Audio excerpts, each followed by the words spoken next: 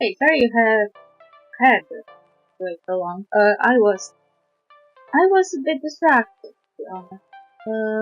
So I was looking. I didn't play on the where I had it installed. Now I remember. When I saw on GOG that they have this game, I was like, why didn't I buy it? Because nowadays I am switching from Steam to GOG, even though GOG sometimes some updates to GOG break the entire client. So that's annoying. But nowadays, I feel like GOG has the best offer when it comes to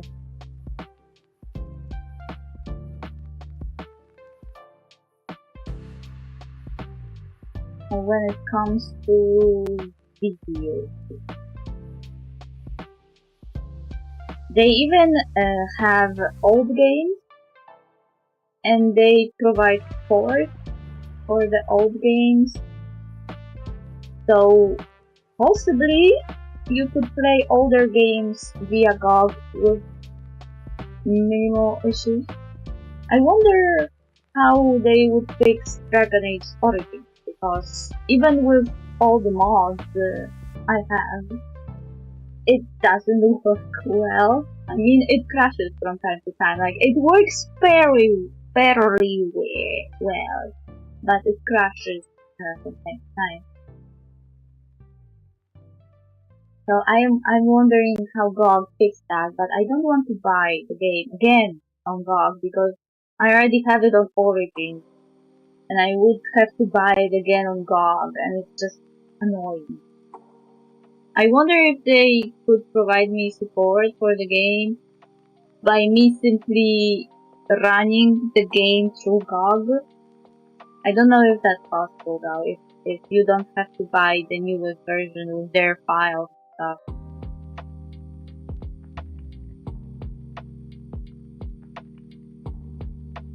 Anyway, let's see how my avatar is doing with the game on. It's doing fine, I think. Not like with the Spellforce 3, where my avatar stopped working altogether.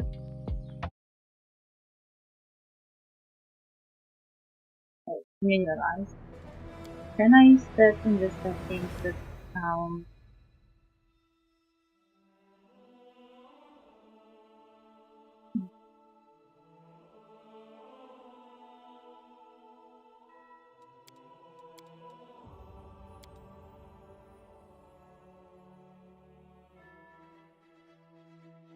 Actually, there is no. I don't see anything to keep the sound outside. When I click on my audio, then 1916 sound.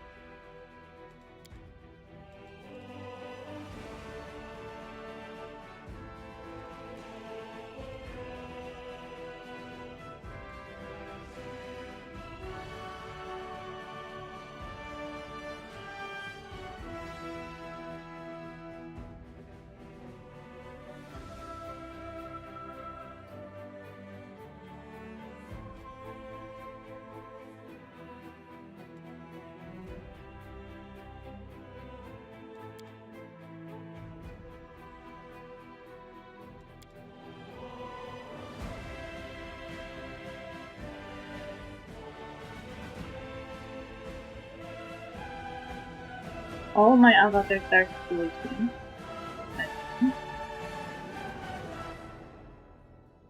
It became slow.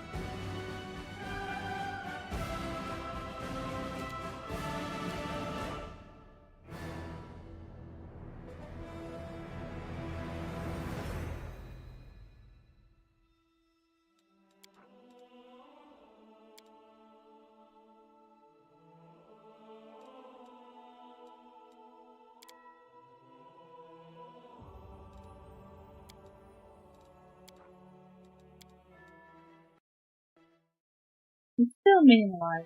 So.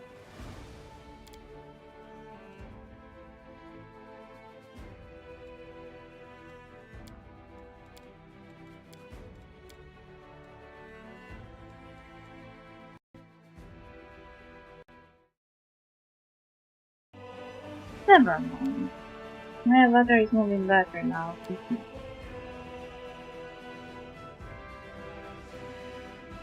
I don't remember what we were doing. I remember we met some cultists and some really hardcore things.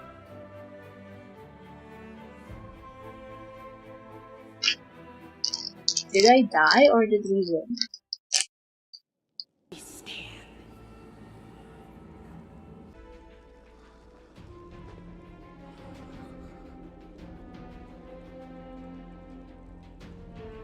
What just happened? Did the stream just cut off?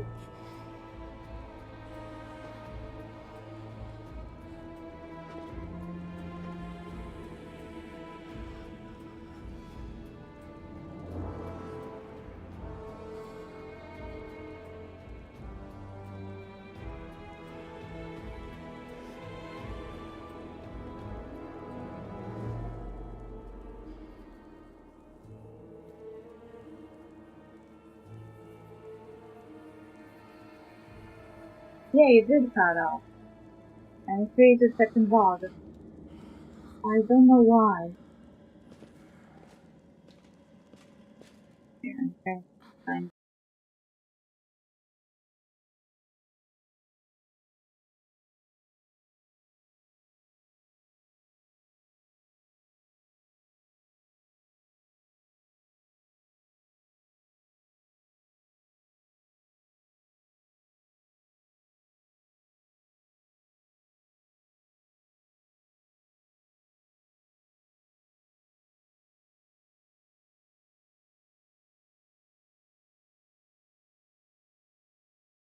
Okay, it looks like my cable, my Ethernet cable got dislocated and we were playing on Wi-Fi.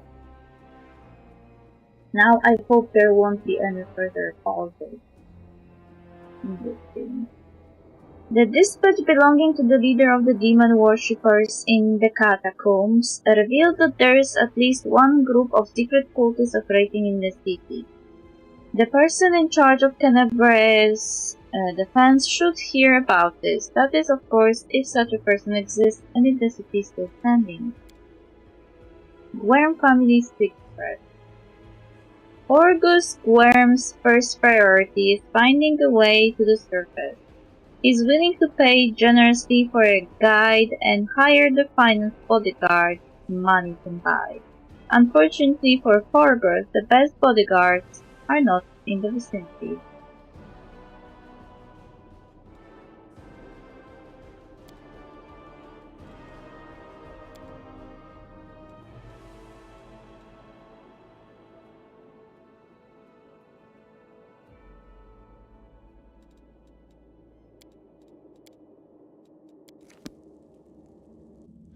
That's for the recommended view.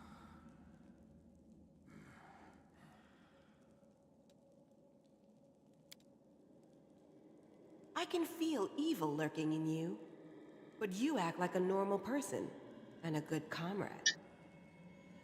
How should I know what your goddess considers evil? Maybe I wasn't polite enough to my servants, or didn't give enough coins to beggars in the street. Okay.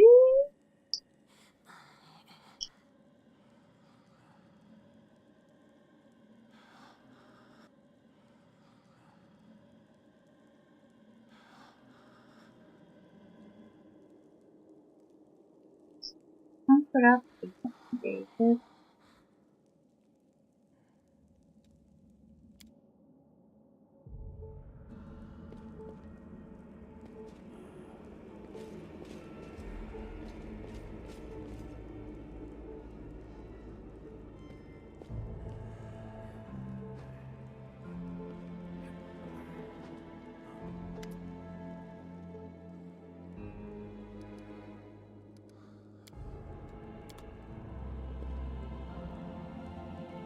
A bright future awaits I'm us. all ears.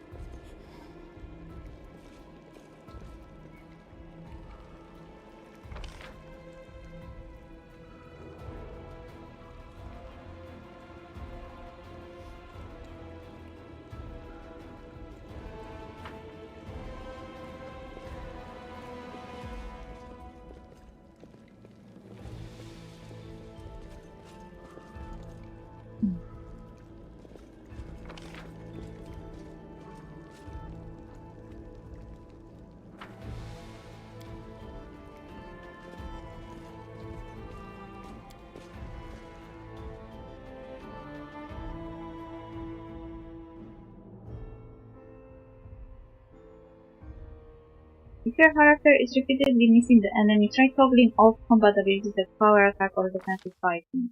While the survivors wander the dungeons, the battle on the surface rages on.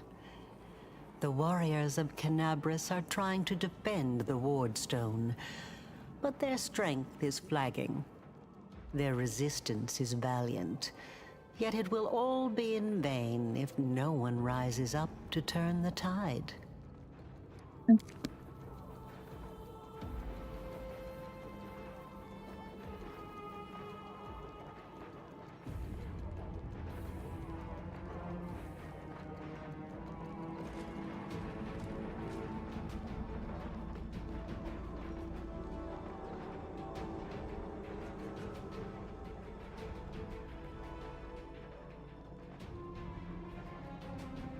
I'll take care of it.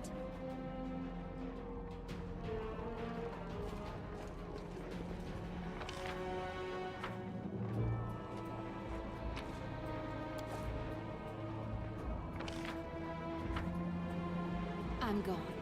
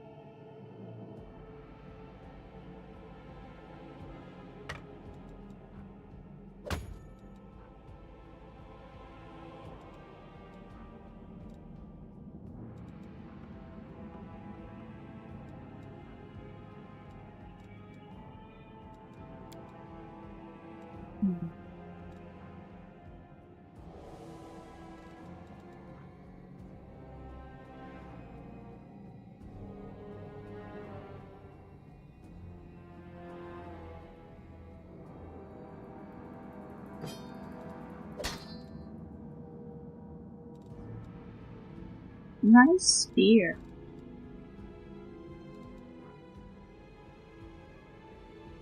Masterwork Scimitar. Ooh.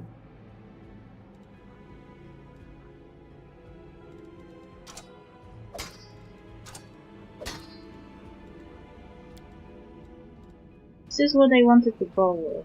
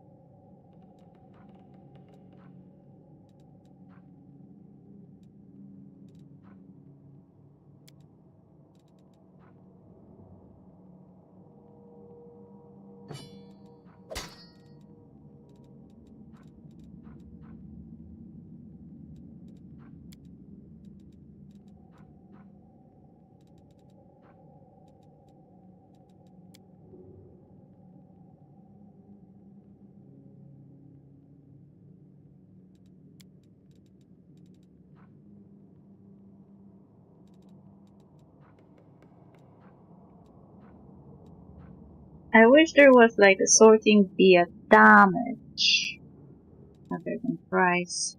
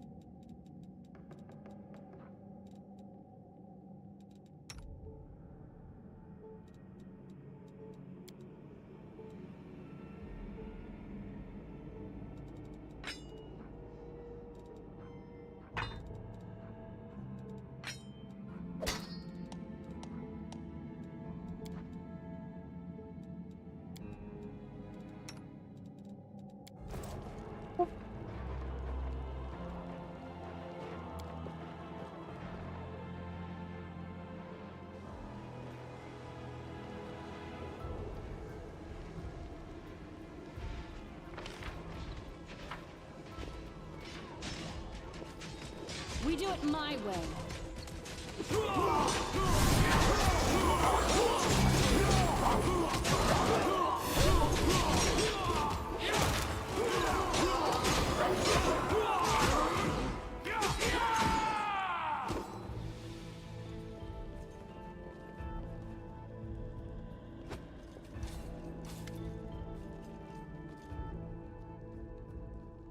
The half-orc before you, wearing armor adorned with Iomeda's golden sword, is clearly exhausted. She obviously hasn't gotten much sleep over the last few days. There's soot on her face and fresh blood on her sword. Her hazel eyes are hard and focused, and her firm voice sounds accustomed to giving orders. She seizes you up, surprised, judging whether you're friend or foe, and opens her mouth to ask you something, but freezes when she spots Anevia. Aww. They together? By the goddess, Nevi, I'd almost lost all hope. Everything's fine, Beth. I'm here. I'm here. This here's a new friend. She rounded up those of us who survived the fall and led us up to the surface. Without her, we'd never have made it out. Anevia strokes Irabe's head and whispers something in her ear and then stands back, points at you. Wow, that's gay. I feel like it's honestly gay.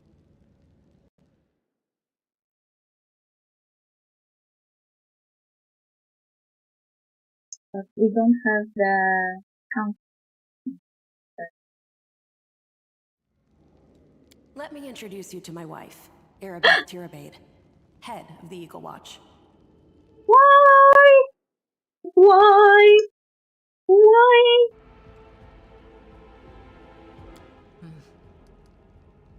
Until the army arrives, I'm the temporary warden of Canalbris. And you're just in time. As you can see, we're in the middle of a battle. And thank you for getting Anevia out of there.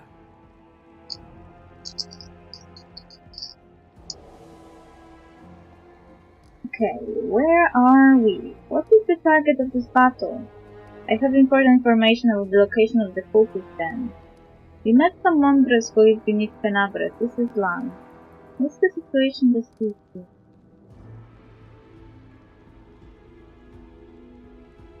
The Grey Garrison. Until recently it served as barracks for the Crusaders, but it's now been taken over by cultists. Very good. Report to me in full when we get back to the Defender's Heart. It's our temporary headquarters. Right now, the most dangerous cultists are here. The ones occupying the Grey Garrison.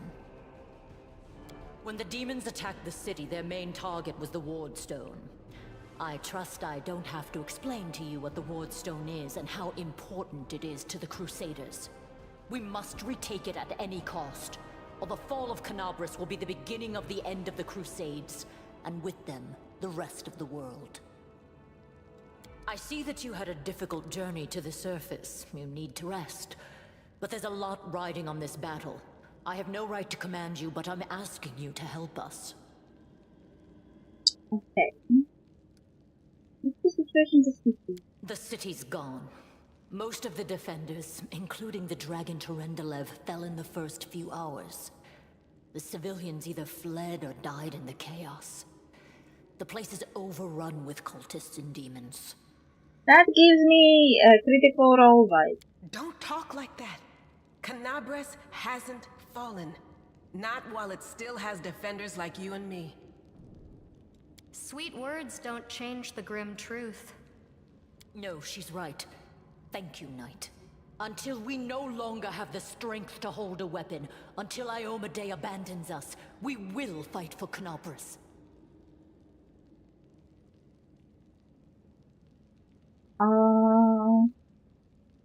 How did the Wardstone end up in the Greyguard? The demons have long laid siege to Canabres, but this time, their lord Dascari appeared in the flesh. He ripped the Wardstone from the ground and hurled it halfway across the city to here. I thought the stone was destroyed, but it seems all is not lost, yet. Dascari has gone, but the Wardstone is surrounded by a horde of those creatures. What are they going to do to it? Nothing good, that's for certain. But how did he do that? He's a demon! The Wardstone should have burned his filthy hide! It should have. But what happened, happened.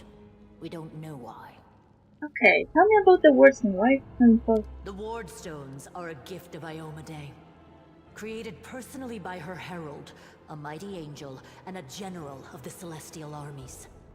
The Wardstones keep the world wound from expanding. They stand along the border of the territory controlled by the demons, creating a barrier to keep them inside. The Canabres obelisk was the first to be placed. It is the key to the whole barrier. We cannot leave it in the hands of those monsters from the abyss. Okay, let's not waste any time. To battle! That's the spirit. You, take a Navia to the rear. The rest of you with me.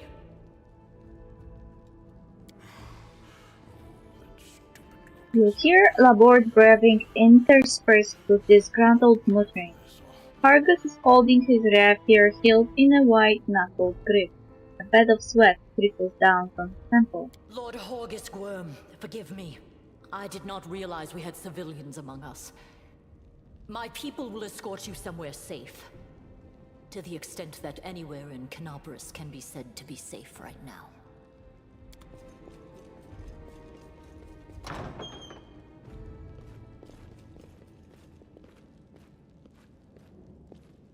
That's right. Fighting spirit is the one thing that we've got plenty of. Actual fighting power, that's not so great. Fighting know-how, even worse. But fighting spirit, at least we're rich in that. For Iomedae! For the Queen! Kill the beasts!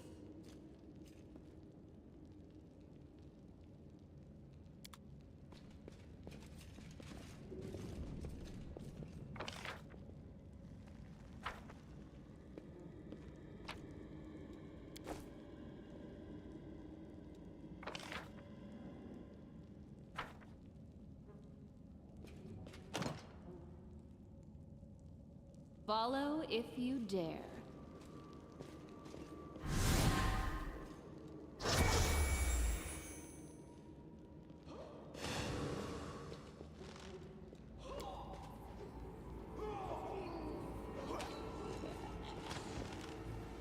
This will be quick.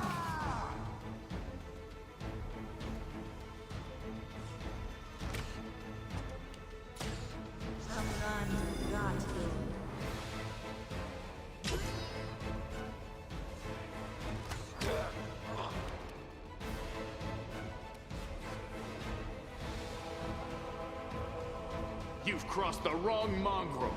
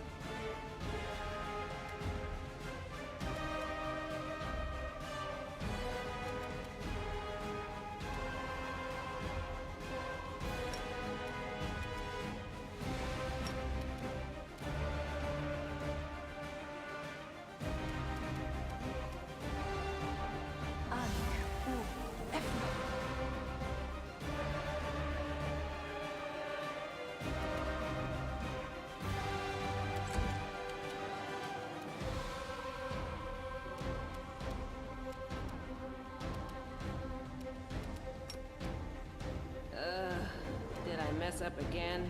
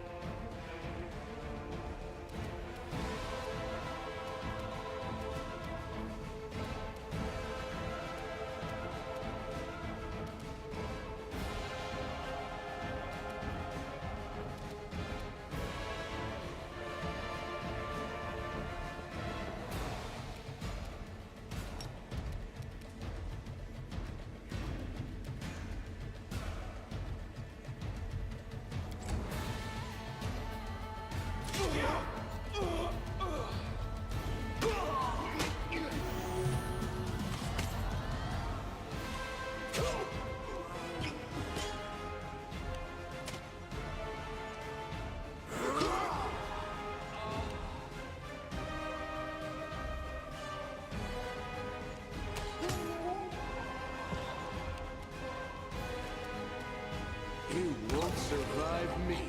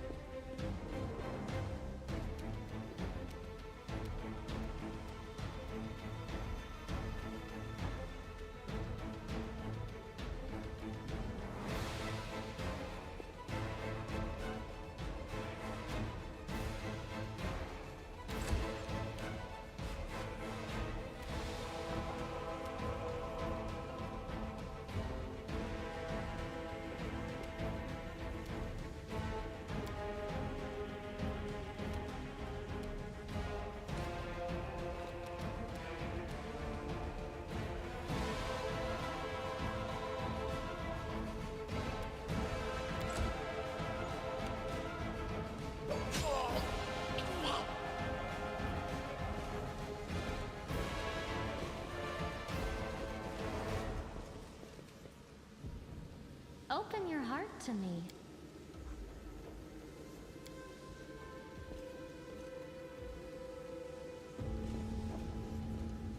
Well?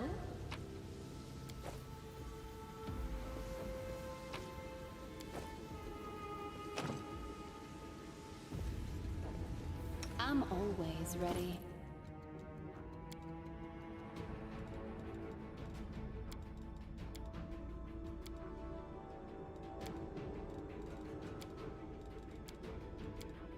We have too much stuff.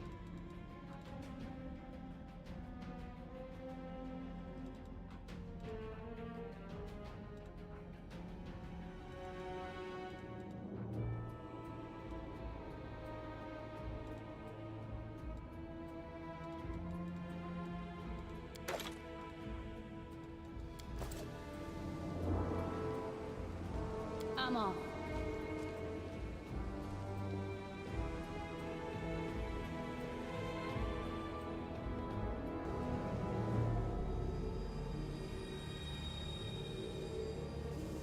Ayan.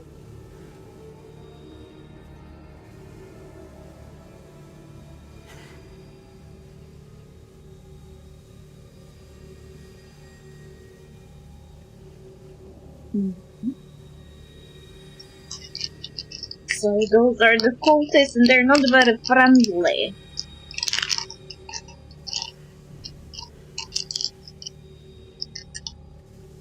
Oh, they're trying to tempt them to join their side.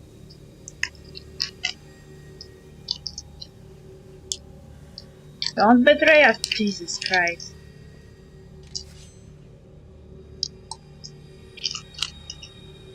Ah, a test of my abilities.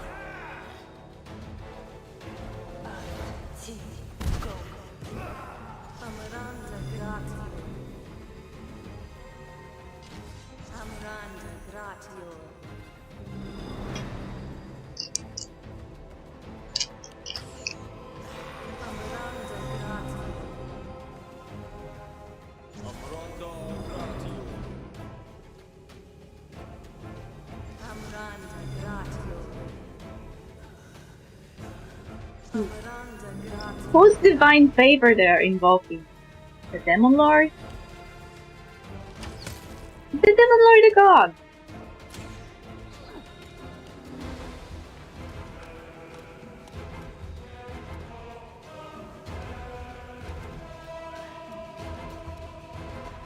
Endure this! Did he just miss?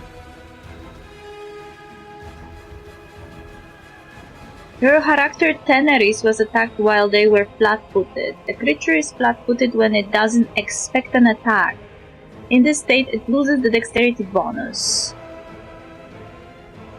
During the first round of every combat, every creature is flat-footed until it has its turn to act according to its initiative. Okay, fuck.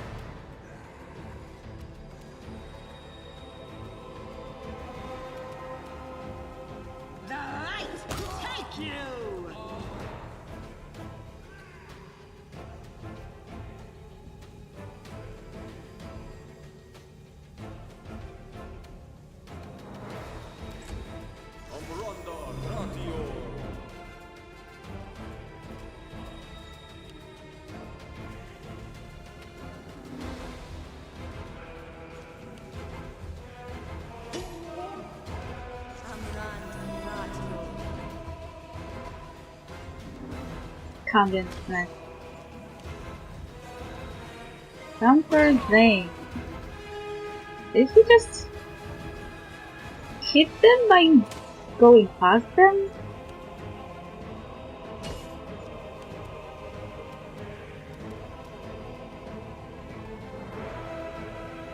I'll cut you wide open!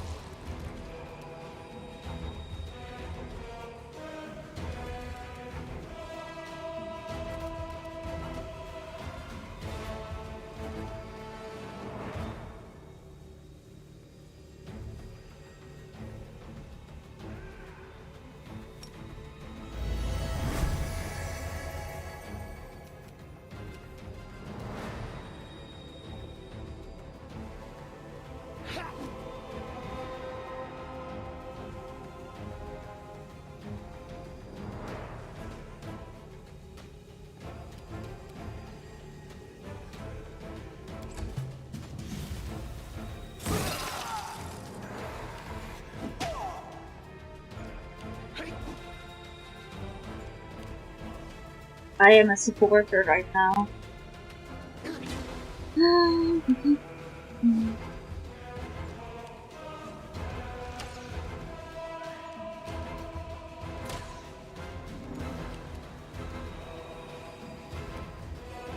Make every strike count.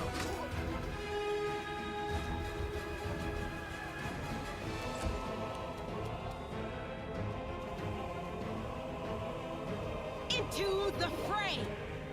Did she just miss?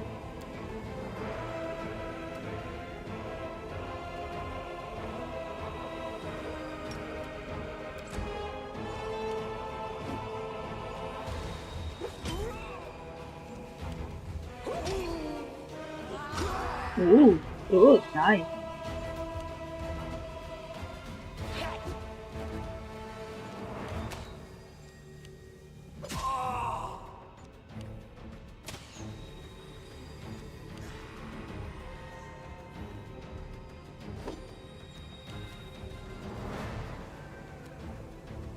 The spirits demand your blood!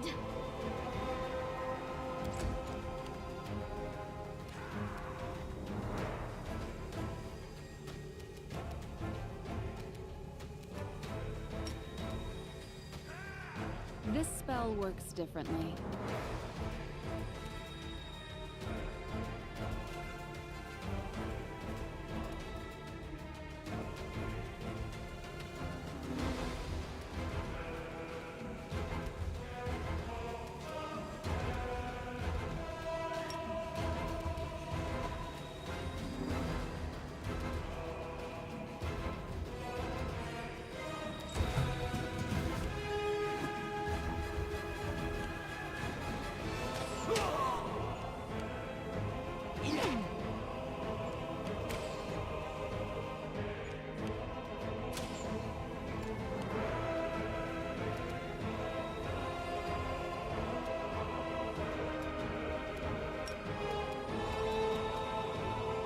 You've crossed the wrong mongrel.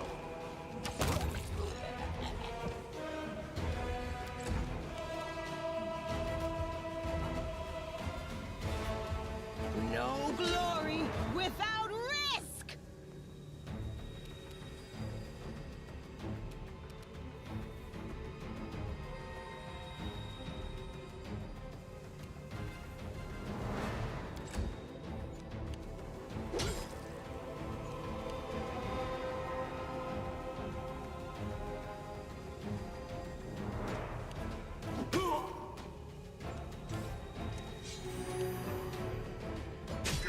Cool.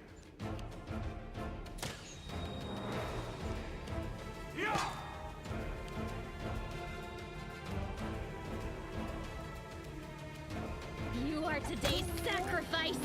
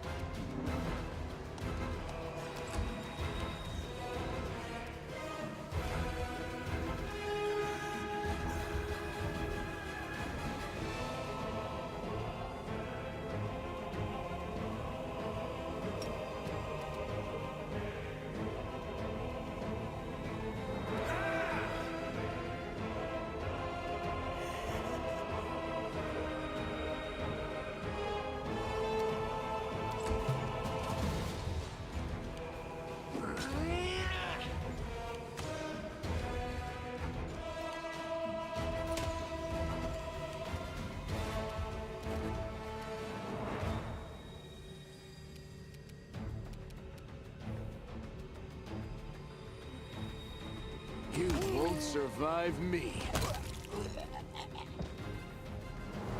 Did he just shoot 2 people at once?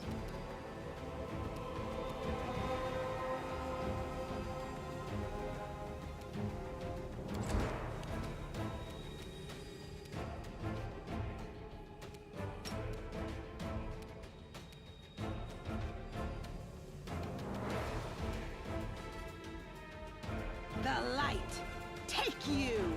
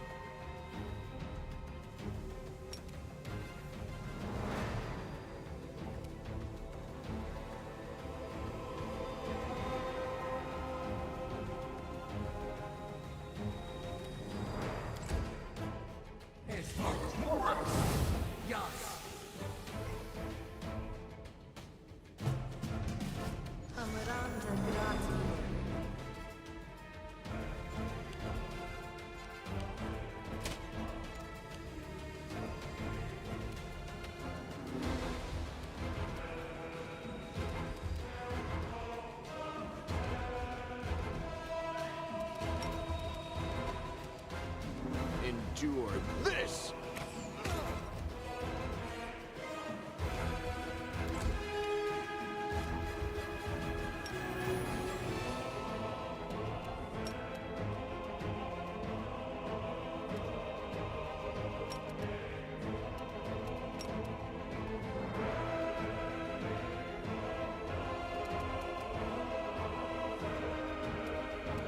Into the fray!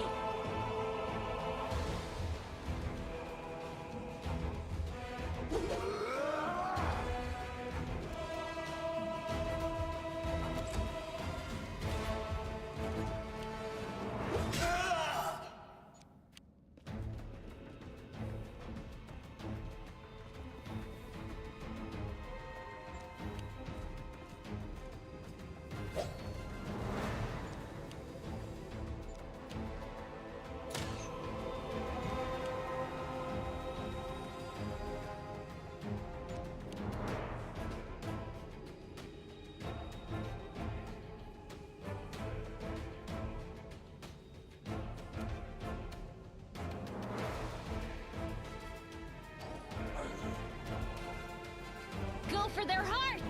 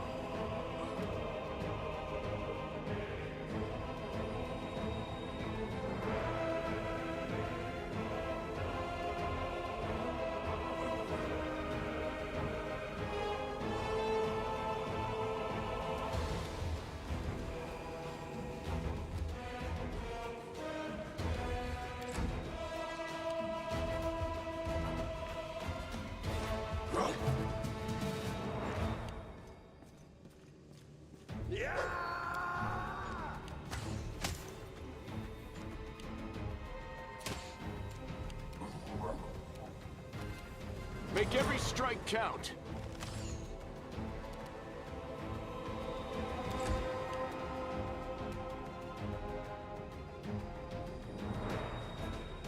The Inheritor, guide my blade!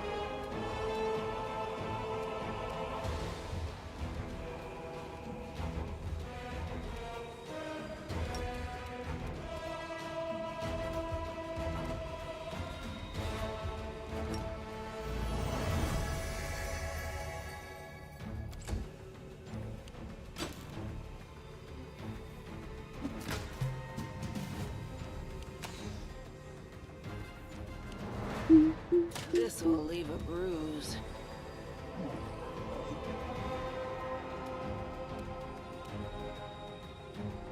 You've crossed the wrong mongrel.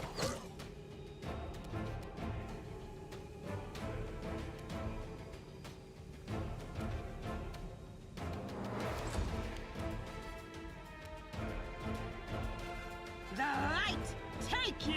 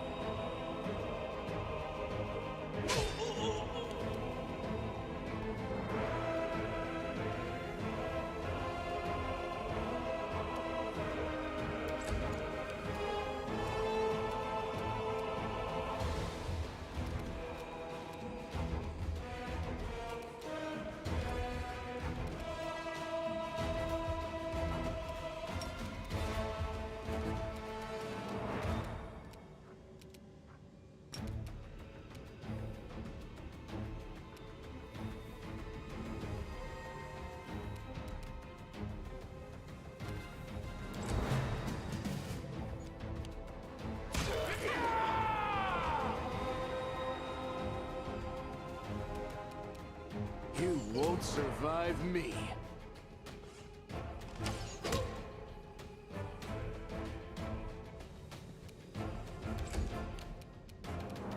Into the fray!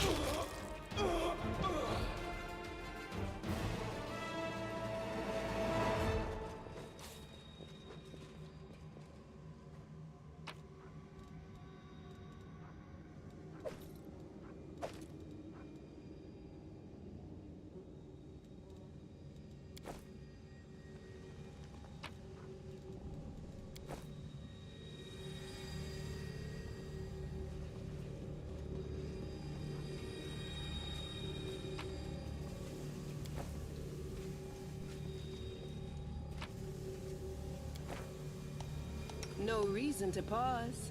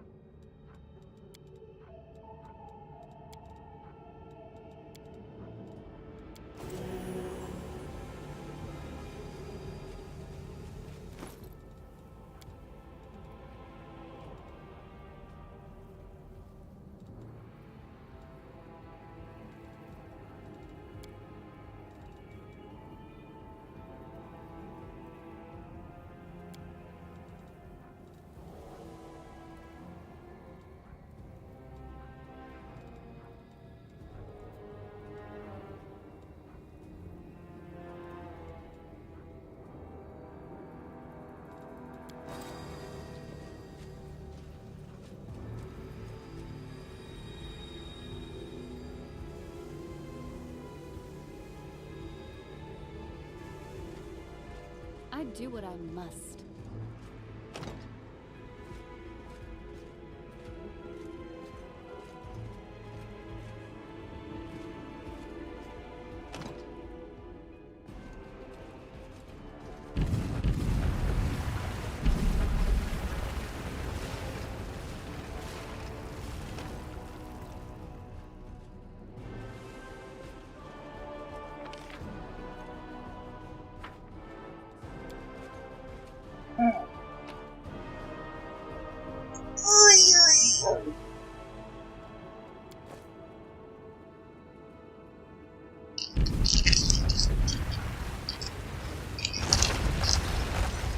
Ay, ay, ay.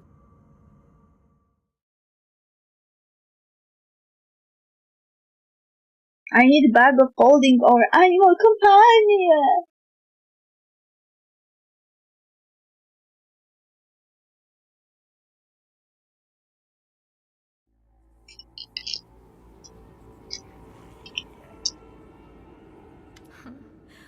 What's this? Do we have guests? Just in time. The place is a bit of a mess, and I haven't even poured the blood into the goblets yet. Why don't you... Oh! What an unexpected surprise! Staunton, my little sweetheart. Long time no see. I've missed you so much. Have you missed me? Admit it. You missed me terribly. What? Monaco. You again, you wench!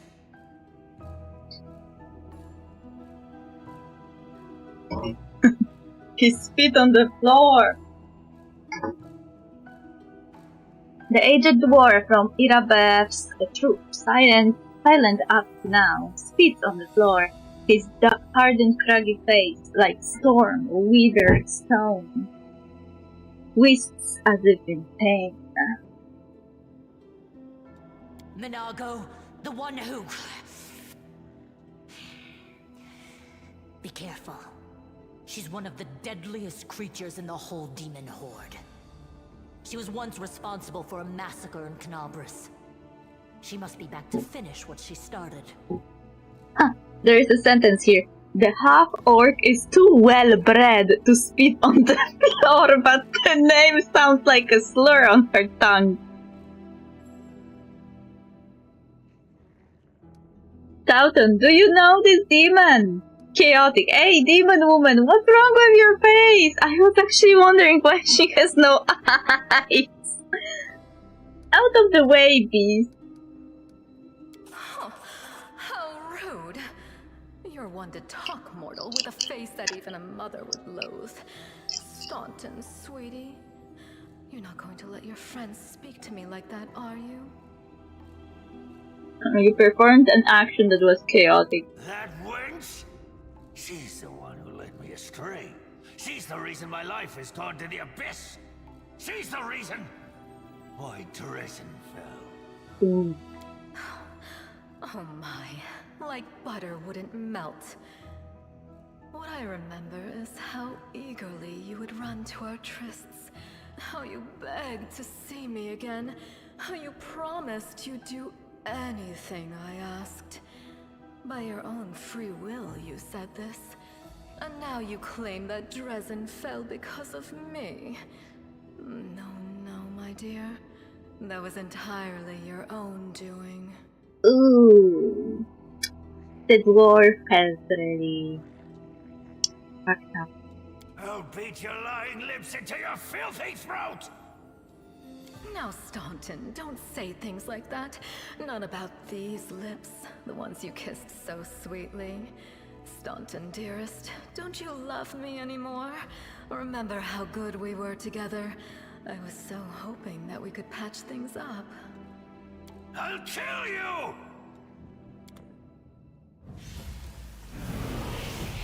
Well, she disappeared.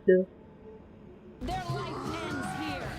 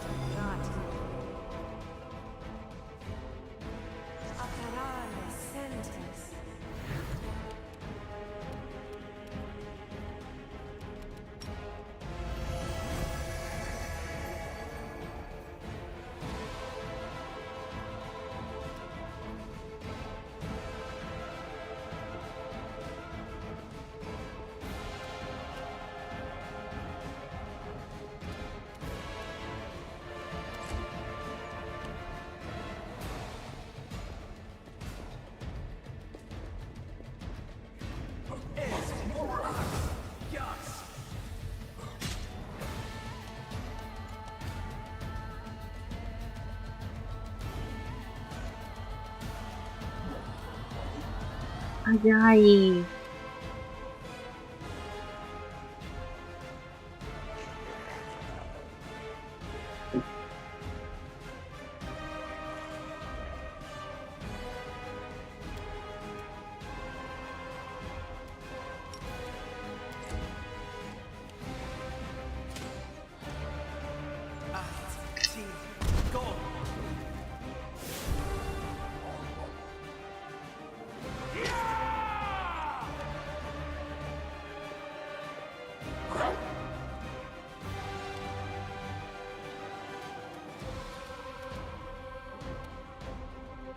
T2?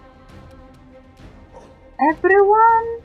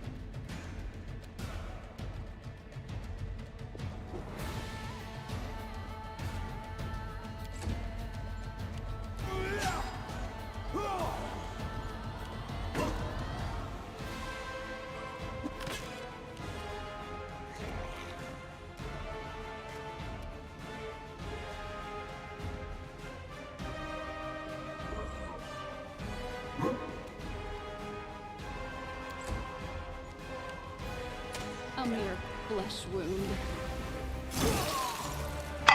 Ah. Aye aye. I have to counter on everyone else to somehow deal with this.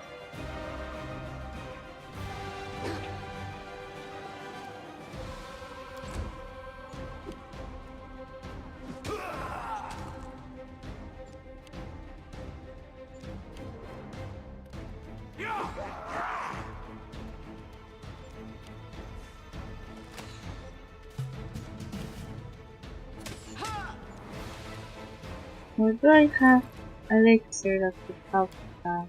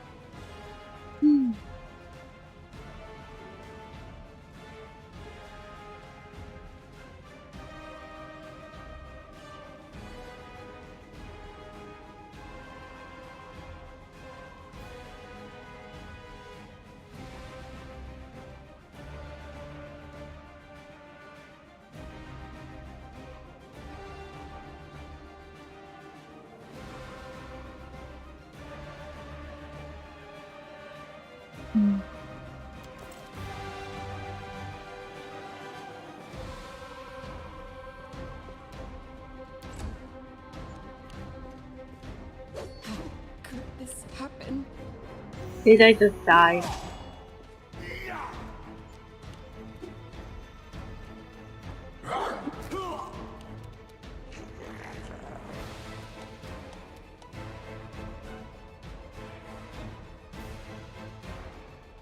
The inheritor!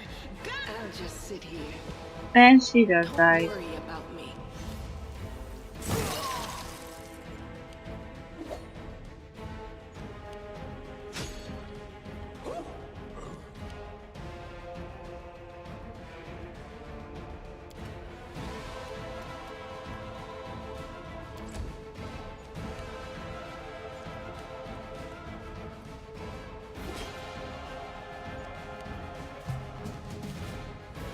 So this is how it feels.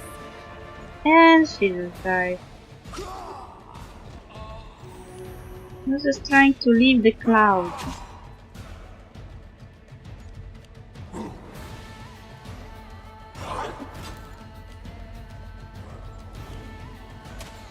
Lan is still alive though.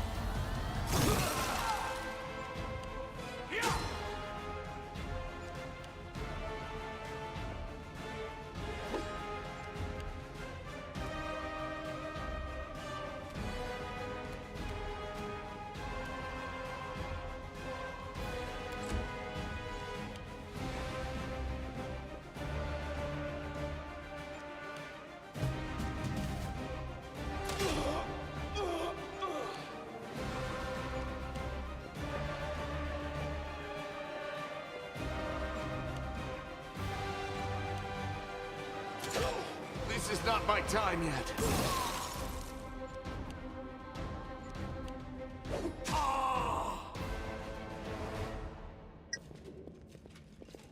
Well, well, well. I will help where I can.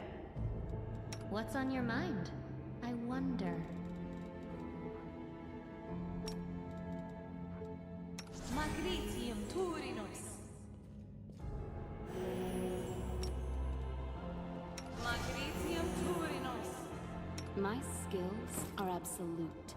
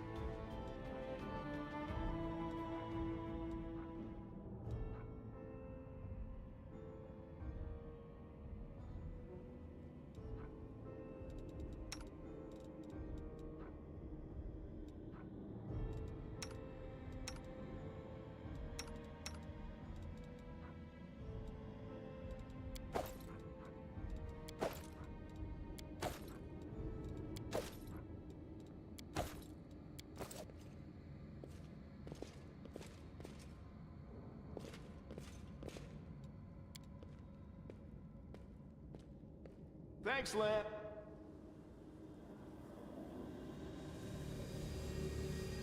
Oy, oy.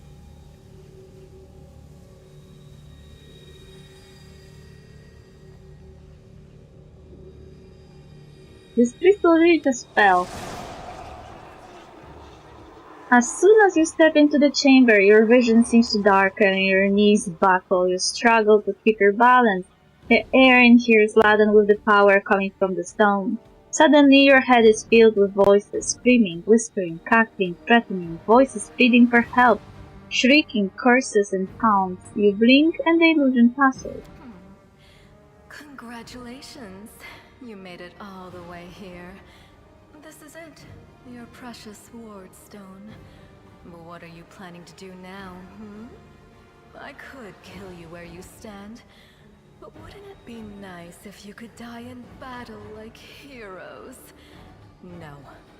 I want you to die in despair, scrabbling around like rats in the blighted ruins of your city, blind and broken, your flesh scabbed and seeping, and every moment knowing precisely what was done to you. Sounds terrifying. Except that's how we've been living for generations. There isn't a soul that can resist the temptations of the abyss. Even a stone can be turned. I'm not joking. Your precious ward stone, weakened from the injury inflicted by Discari, has almost succumbed to my charms. Soon the whole barrier around the world wound, the gift of your useless goddess, will be a weapon of the abyss. Just a little more and boom. Every city with one of these eyesores stuck in the middle of it, from Canabras to Nerosian, will turn into smoking craters, and all the mortals into red sludge beneath our hooves. So you have a choice. Especially you, my pet. Kiss me on my dainty hoof, pledge your loyalty to Baphomet, and when the world falls, its ruins shall be yours. Yet another obstacle.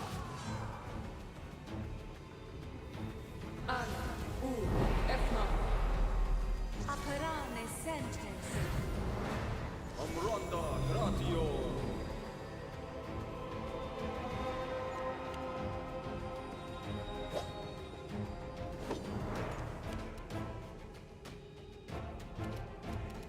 I'll cut you wide open. Ha!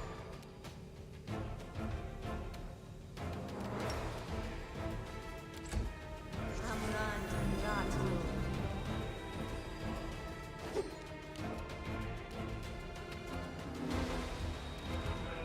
The light take you.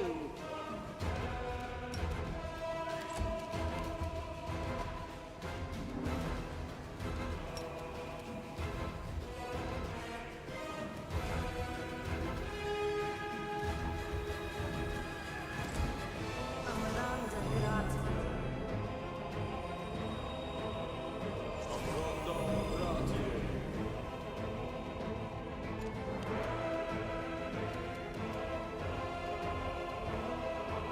Endure this!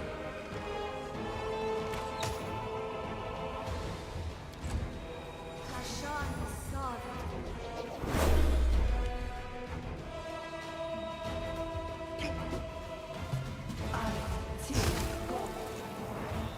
Amranda gratio. You just died.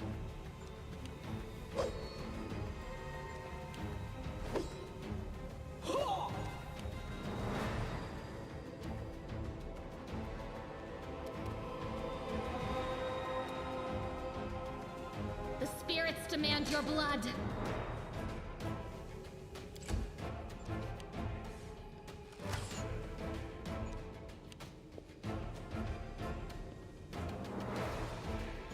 Did some recruit just die? Ah no, Baphomet cultist. Into the fray!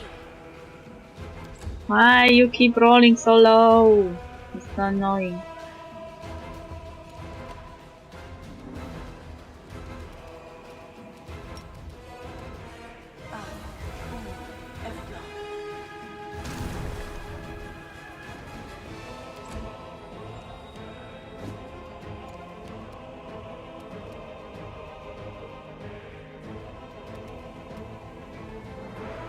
Make every strike count.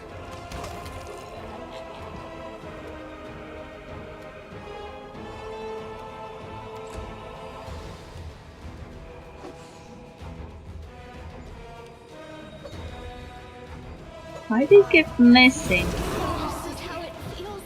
Don't worry about me. Oh, what the fuck?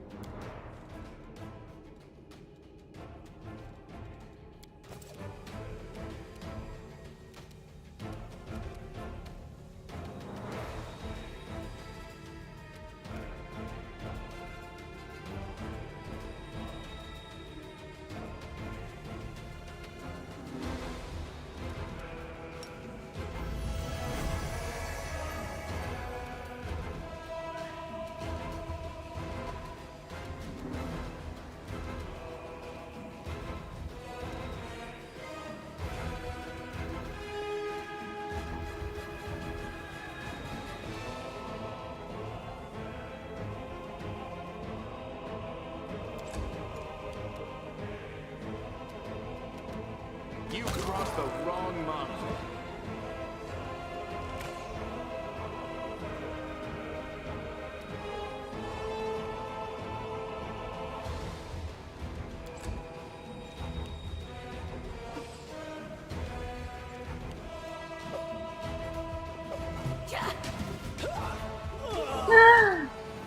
How is that possible?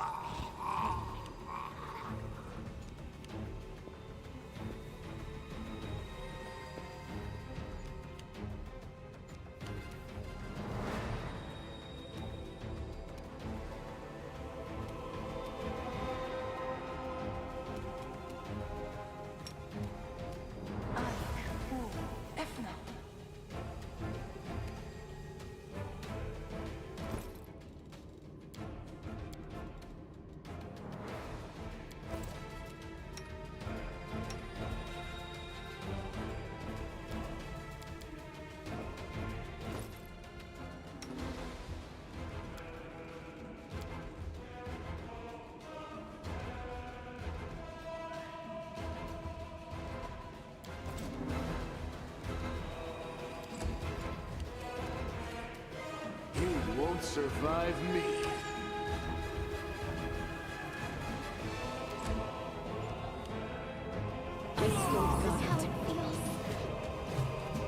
That's it. I'm tired of playing around now. You want to know what will happen when I'm done with the ward stone? Here's a little demonstration.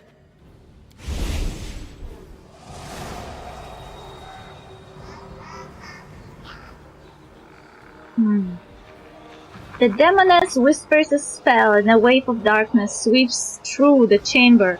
Your companions wince in pain, but it is nothing compared to what you feel. Thousands of voices once again burst into your mind, drowning you in their moans, screams, and sobs. Pain rocks through your skull. Good.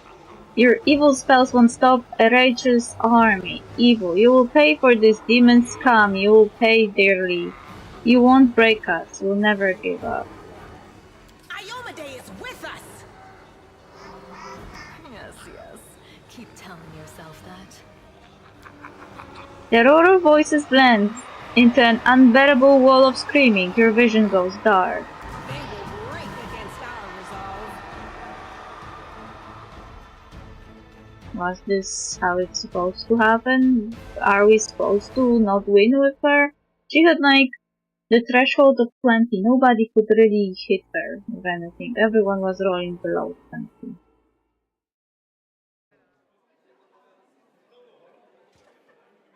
Praise Iomade, you woke up. Healing your wounds was easy, but you were unconscious for so long I was starting to worry we'd lost you. What happened? We couldn't stand up to the demoness. Her spells were too strong. It's all right. We'll handle it somehow. You blacked out, but Staunton and I managed to get you here to the Defender's Heart. It used to be a tavern, but now it's our headquarters. We're gathering our forces here, and we're preparing to strike back. I found the cultist dispatch in the dungeon. It seems they are holed up in the Tower of Escrow. The demons have been filling Canabras with their spies and infiltrators for a long time. Unfortunately, I don't have enough people to attack the place right now. At least not blindly. I'd be grateful if you snuck in there and scouted out the situation. But just scouting. Don't be a hero.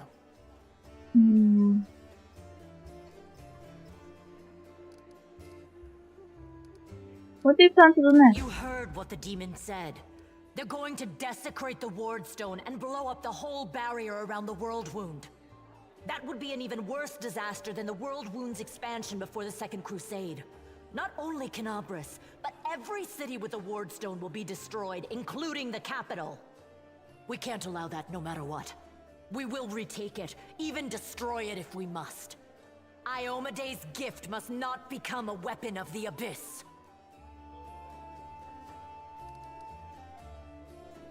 I help you in another way. First of all, we need to decide what to do with the stone once we get it. What I'm about to say is classified. A traveler came to the city recently. A blind elf calling himself the Storyteller. He insisted he be allowed to examine the Wardstone, and he raised the alarm when his study was finished. Even before the demon attack, he had found some damage or flaw in the stone. Prelate Hulrune dismissed his words as nonsense, borderline blasphemy. But between you and me, the prelate's opinion isn't worth much. I think the Storyteller knew what he was talking about. We could use his advice right now, if only we knew where he was. I remember the Storyteller spent a lot of time talking to Staunton, a dwarf from my unit. You saw him during the demon attack. The elf asked him about the history of the Crusades. Maybe the Storyteller told Staunton something about where we could find him if anything happened. There's another problem. After the attack, the demons began to gather their forces at the Grey Garrison. It'll be even harder to take them with a head-on assault. But I once heard soldiers talking about a secret entrance to the garrison. Trouble is, I have no idea where to look for it. While you explore the city, please keep your eyes open, in case you find something we can use. And one last thing. The Eagle Watch has lost a lot of soldiers recently. Some were killed, but others simply haven't been seen since the attack. In the chaos that is now Canabras, it's next to impossible to confirm anything for sure. One of the missing fighters is Janna Aldori, a new recruit in the Watch. She got along well with Sela, and she often went drinking with her. I honestly thought Sela and Janna had died together. But now Sela's returned with you, and there's no sign of Janna. If you learn anything of her whereabouts when you're out in the city, please report back. Okay, everything is clear. May the goddess help you. We're still fighting, which means that Canabras still hasn't fallen. If you come across any groups in the city that can fight, send them here to the Defender's Heart. We'll need every fighter we can muster for the final assault. Yes, one more thing. If you're in the area, check out this address. It's our house. Mine and Inevia's. Well, it was our house. If the building is still standing, open the hidden compartment in the kitchen. It's filled with supplies for a rainy day. You can take whatever you find. You have more need of it.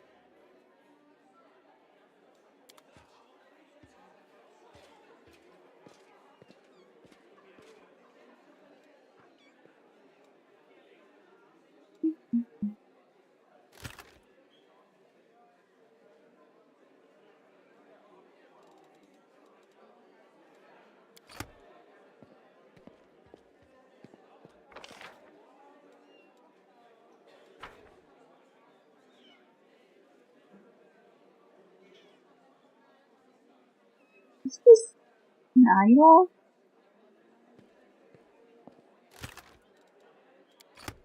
I'm gone.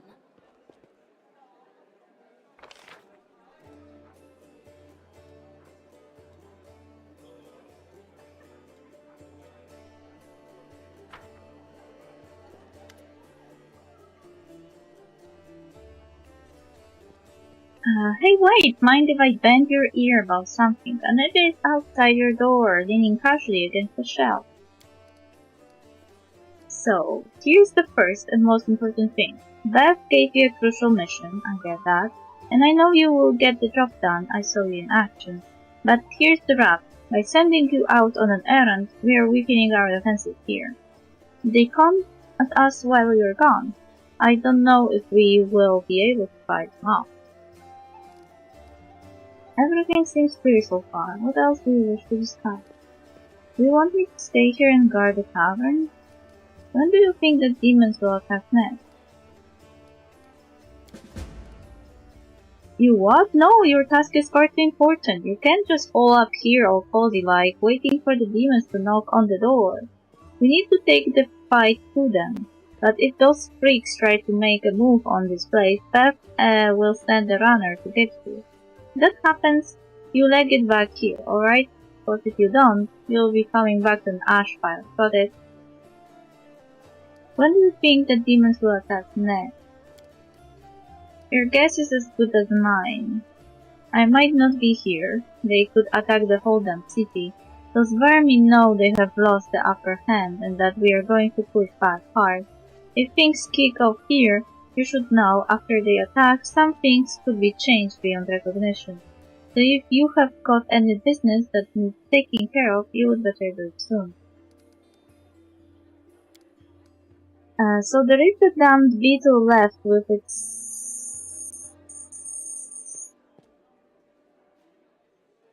I won't say that word, I don't know. Yeah, well, with his weapon. Well, it cut the city into two, and it's kinda difficult to get across. My scouts tell me there's a halfway decent place to set up a crossing in Market Square, not that any of them tried to make sure. But if you have got the mind to go across, and I think you're gonna have to eventually, you might wanna give the square a once over. Thank you for the warning, see you later.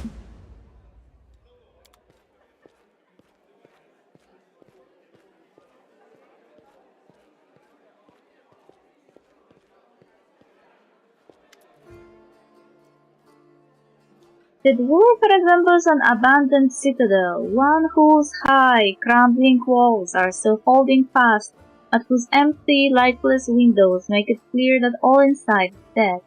Oh, it's you. Good work back there in the grey garrison. Name is Stanton Wayne. If you have heard rumors about me, his face, which looks like it had never known anything as carefree as a smile, grimaces. Just so you know, everything people say about me, it's true. I need to talk to the elf who calls himself the storyteller. Do you know where I can find him? What do people say about him? They say I'm a traitor as bad as Arel Vorlesh. That I am a disgrace even among the ranks of the condemned. Queen Galfrey should never have spared me. I belong on the gallows. You really don't have any friends? I couldn't have survived this long if I were completely alone.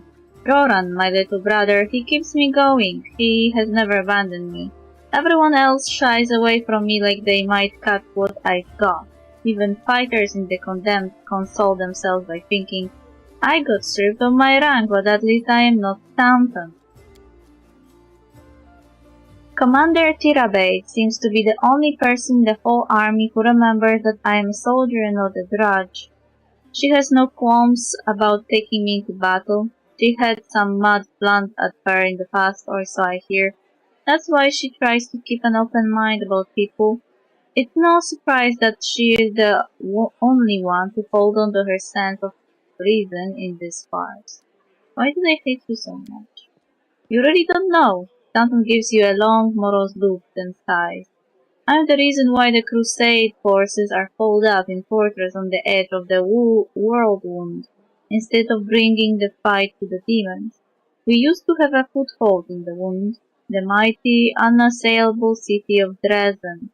We used to have it until it fell, and all because of my stupidity I gave the enemy our main citadel. I was tried. They wanted to execute me, and rightly so, but the Queen intervened. She said that I should live and fight in order to undo what I had done. So that's how I lived, decade after decade, fighting in the condemned. The dwarf shrugs. As you can see, I have fixed nothing, and I have earned no one's forgiveness. Are you going to spit in my face too? It wouldn't surprise me. Good. I hope you earn forgiveness. Lawful. You keep living and fighting with no hope of anything better because that's what the Queen ordered you to do? There is honor in that. Chaotic. You were given the chance to live. So live! And stop blaming others for what you have made of your life. Evil. Spit in Stanton's face. There is also fight. It's not my place to judge you. Who knows what I would have done in your place.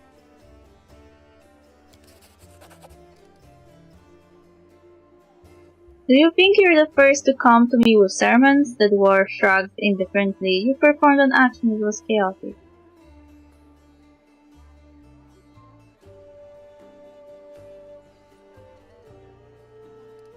A whole city fell because of you. How is that possible? What do you mean, how? The knight glares at you from beneath his furrowed brows. If you don't trust the word of the condemned, go ask somebody else, like my little brother Joran, and if you still don't believe it, what's it to me? But if you are about to ask me to recount the story of my disgrace for the 1000th time, dumb. So many years in the condemned, surely you have paid your penance by now. That's not up to me to decide. My life is in the Queen's hands. He falls silent for a moment, and then in the trembling voice he adds, the condemned isn't the worst part. All these years I have prayed to Thorak for forgiveness. Countless times I have gone to his priests. Countless times I have kneeled before his altar. If only the father of dwarvenkind would answer my prayers just once. Not to restore what I have lost, but just to tell me that I am still one of his children. But it seems he doesn't give a damn about me. What can I expect from mere mortals when my own god doesn't think I deserve redemption? I need to talk to the elf who calls himself the storyteller. Do you know where I can find him? The storyteller? Someone strokes his beard in thought. A strange old fellow, that one. He used to sit with me for hours, asking about all sorts of things. He never offered judgment or comfort, he just listened. At first I wanted him and his questions as far away from me as possible. But later I realized that talking to him did ease my burden a little. I hope he's alive and well. He's completely blind and feeble too, so if he's alone in the city, well, you probably know what that means. I do know one place he might be. Look for him in the Black Wing. It's a library. Here I will show you where it is on the map. I don't know what use a library is to a blind elf, but he loved the place. He would sit there day and night. I have to go.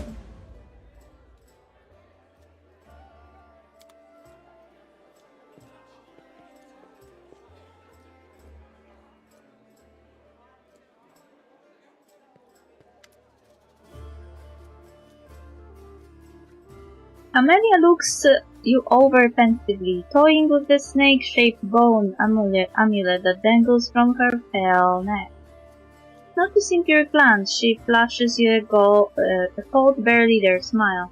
Greetings. It seems for a moment that she wants to say something else, but the pause grows too long, and she slips back into cautious silence. Tell me about yourself. Where did you learn to wield the rapier so well? Your amulet is quite unusual. Where did you get it? You're much more relaxed during combat. Your battle cries are uninhibited. You don't belong to my party. She blushes slightly and lowers her eyes. So you have noticed. To be honest, I find it embarrassing. You see, being a shaman means having spirits of battle as my ever-present companion. In the heat of combat, they become rather, vocal.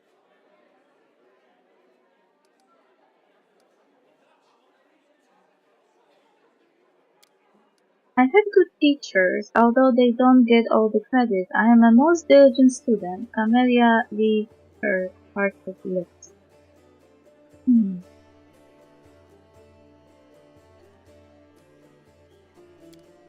Ah, my little trinket. It's so nice of you to notice, but I assure you, this amulet is nothing but a bubble.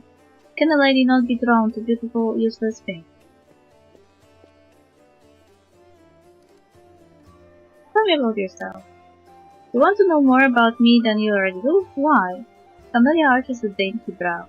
I talk to the spirits of this tormented land, and they guide me in battle. I'll help you fight the demons, and I swear that you can rely on me in this matter. Isn't that sufficient? If she's a shaman, and I am a witch of the ley lines, why I can't lean into that in the conversation with her? I feel like those two disciplines are closely linked. Anyway, as much as I enjoy our delightful conversations, the spirits are calling me, and I must respond. Please excuse me. Camellia turns away, watching you out of the corner of her eye. So it was to invade after all.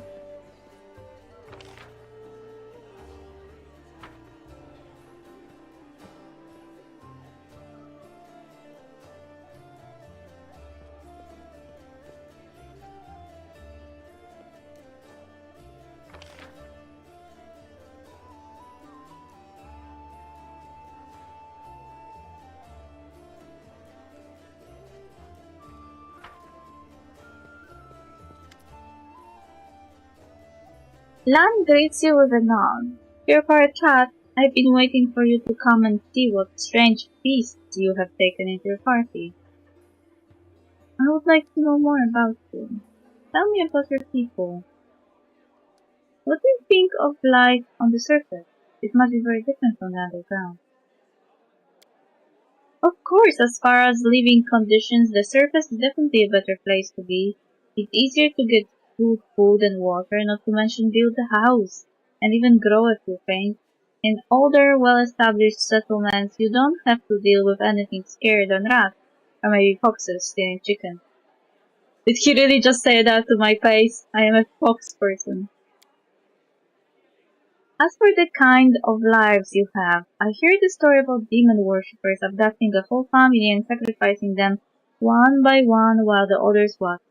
But there were some brave crusader knights nearby, and they killed the villains and saved everyone. And I heard another story. A young blacksmith lost his arm in a fire, couldn't work to feed his wife and baby. They tried their best and lived from hand to mouth, but they were still destitute. In the end, that desperate blacksmith robbed a traveler one night on the road, but there were some brave crusader knights nearby, and they caught the robber and threw him in prison. Not long after, his wife smothered their baby and hanged herself. I've heard the same person can proudly say he is protecting the innocent from demons and then look the other way while the same innocent starves just because they were born into a poor family. Queen Galfrey prolongs her life with some orchid elixirs that cost enough to feed an entire city. Back in our caves, everyone is equally poor, and if one person starves, the whole tribe starves. We don't abandon our own in times of trouble. That's the power of a tribe. The laws of the surface are made so that some get everything and others get nothing. I might just be a naive fool from the cave, but I don't understand how it's possible to have so much more and share so much less. Anyway, look who I'm talking to. You must know life on the surface much better than I do.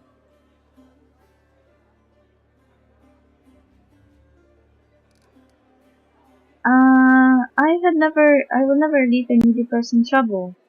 I've been given more than most, which means I'm now more able to help others. Lawful, we are in a struggle for our very survival against the abyss. This is no time to offend society in quest for fairiness. Chaotic, oh yes, I have a few questions for our pickless aristocracy. Evil, stop whining, I found my own way up, and anyone who can't do the same is just lazy or weak. I didn't choose what family I was born into, I just lived with what I thought. But I guess they will have no wait until we drive the demons back into the abyss and close the world wound. Lan smiles his strange half-smile, which breaks along the border between the two sides of his face. At the end of the day, the world is full of injustice, but it's also full of mad beasts ready to tear us to pieces, to perform an action that was chaotic. I would like to know more about you.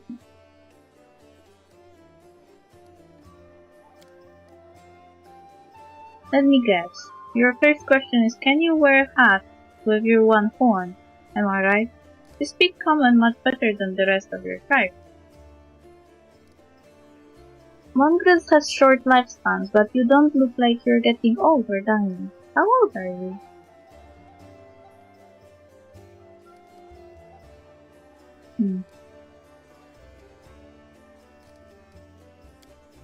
Funnily enough, common isn't all that common underground, Lance says. But your observation is correct. I used to live on the surface with my parents for a while and had a chance to learn a couple things. The language and the fact that every peasant who sees my scaly mug screams, "Demon!" and runs away. I don't know if you're interested, but my mom wasn't from an underground tribe. She was a smuggler, the kind that used the dungeons of Canabras to secretly move and store goods. One time, two gangs couldn't agree on how to share a prime cut, got into a fight, and the winners threw the losers down a hole, dead and leaving alike. My dad went to check if the corpses had anything useful on them and found a girl from the surface, barely clinging to life. An incredible feeling sparked between them. Or maybe the girl just liked a man with scales and a cat nose. That might be it. One way or another, he got her back on her feet, and he later even left his home cave. She left her smuggling behind, and they began an honest life together. That's the delightful story of how Old Land came into this world. The next chapter, however, my family and I never stayed in one place for long. We lived sometimes on the surface, sometimes underground. We couldn't find a place to call home. Living in the cave was hard on my mom, and my dad's appearance raised too many questions in Mendel. They're at war against the demons after all. In the end, my parents decided to stop making each other miserable and separated. My father and I returned to our tribe. I think the peasants screaming "Demon!" had something to do with it. Or maybe Dad just couldn't stand life without rat-tailed food. I wouldn't rule out the possibility.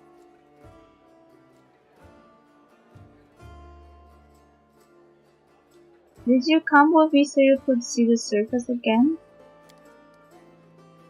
No, that wasn't it. I just don't have much patience for certain types of creatures. Demons, I mean. If they want to destroy Canabras, I'll be on the side of the people they're attacking. Good. Son, you're my companion, and companions should trust each other. I'm counting on you to give me honest answers, not excuses. Evil. I don't like it when my subordinates hide things. Sounds like a full reason to uproot your whole life. You're persistent, aren't you? Nan arches the only brow he has, then suddenly turns grim and looks away. Fine. You have the right to know. Did I mention that I was born of a marriage between an Uplander girl and a mongrel from the cave?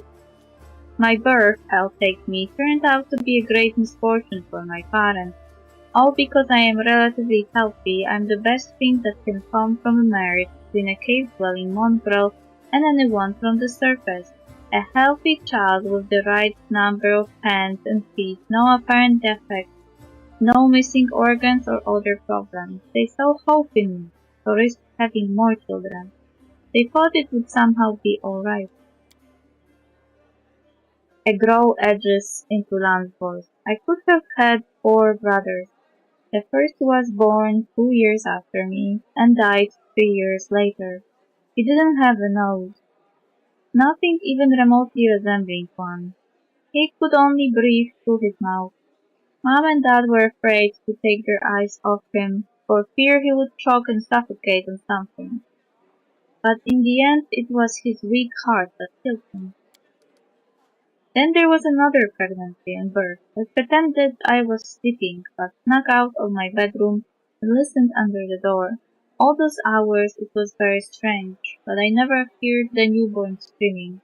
Mom, moan, he asked, the priest praying. Then I dared to open the door a little and looked inside. The priest stood there, very pale.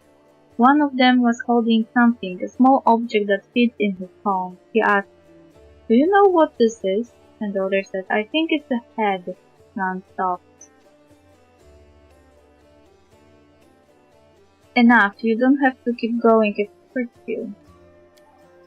Hell no, I started to tell you and I will make it to the end. You want to know why I followed you to the surface? Well, here's the reason. Lan pauses, exhales, and continues in a steadier voice. It turned out that this time Mom was expecting triplets. The first of the babies was born in pieces, and the 2 others didn't live long enough to draw their first breath. About 3 weeks later, my father took me to the cave. He didn't want to leave. I could see it in his face, but I think my mom and he decided it together. The curse my people have carried since the first crusade stood between them, not to mention the 4 dead babies. And old age was rapidly taking its toll on my father. After we returned to the cave, he only lived another 4 years. So if you're asking me why I decided to go up with you to the surface and join the Crusaders, well, the answer is I've always wanted to. I was afraid to leave my tribe, but it always haunted me that I would die in a world where 4 crusades could do nothing to stop the beast from the abyss, and the number of victims kept growing. I want to change that, or at least try to. And if changing things is too much to ask, then at least get a little revenge. The ones who are behind the world wound owe me a great debt. The lives of 4 brothers, all my mother's tears, my father's broken heart. It's a lot. It's so much that killing a couple of demons won't do it for me. I want to do something real, and I'm ready to pay any price. Call it my personal crusade if you like. None gives you a slanted grin. I used to think that things would be better if I had never been born, but now I think I was born for this, to settle the score.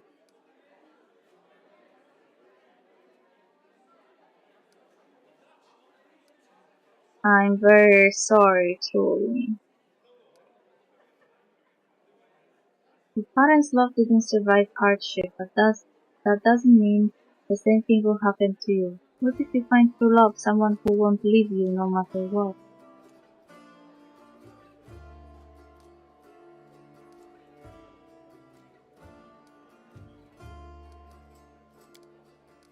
Lance smiled this time sadly. Well then, I'm very lucky.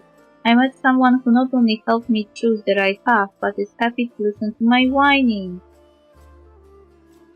Why didn't you go up and join the Crusaders before? I couldn't just abandon my tribe. I'm their best hunter. They will have it much harder without me. But now that the demons have nearly destroyed Canabres and the caves almost collapsed on our heads, sitting and waiting it out just wasn't an option anymore. Anyway, I'm more useful up here than I am down there. Plus, the chief let me go, which means my debt to the tribe has been paid.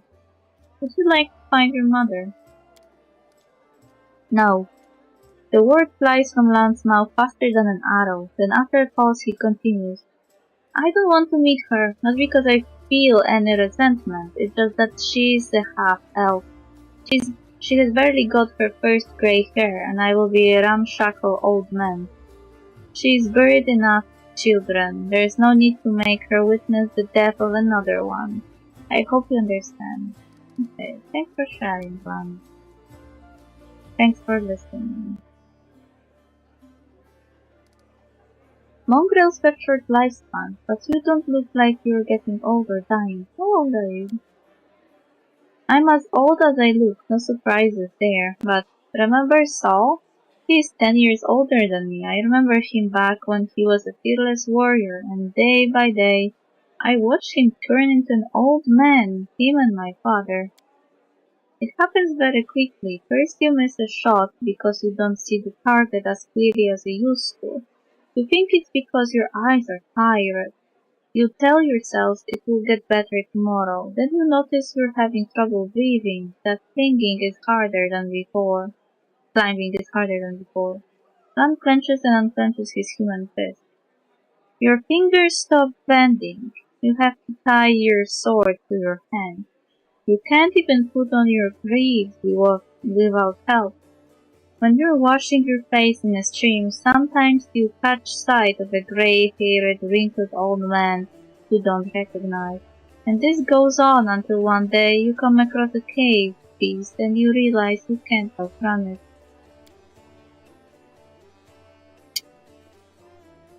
Lan takes a breath. My dad kept diaries marking all the signs, and I saw it too the last year.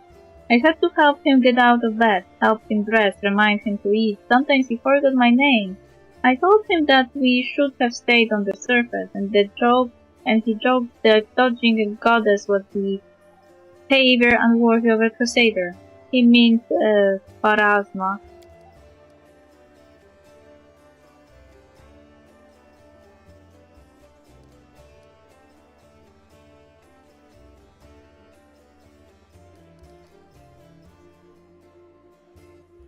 So, I want to talk about Wendwag. Are you sure? I'm like, alright. Tell me about your connection to Wendwag. Were you just friends, or were you more than that? Oh,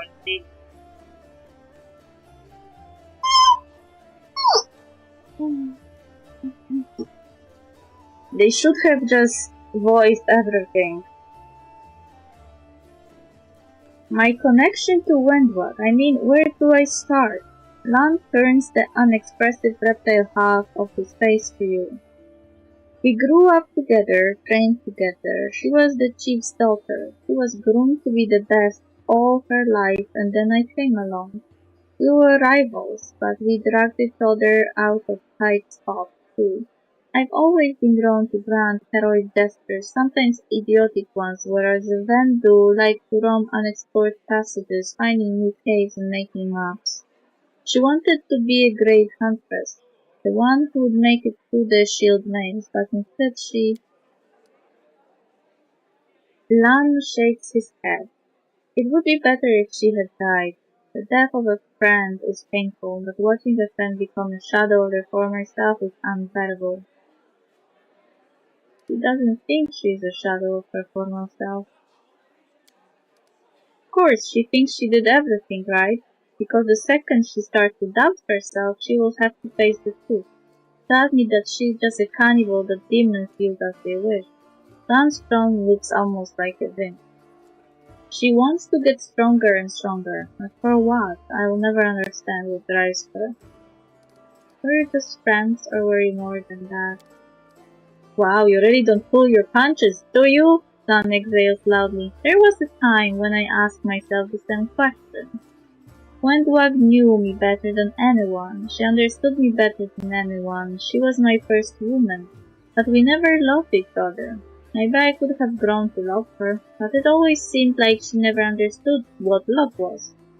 Maybe she just wasn't capable of those kinds of feelings.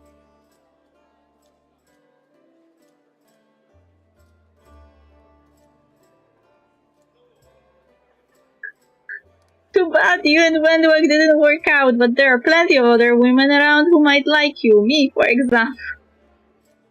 That's very direct. That's not my style.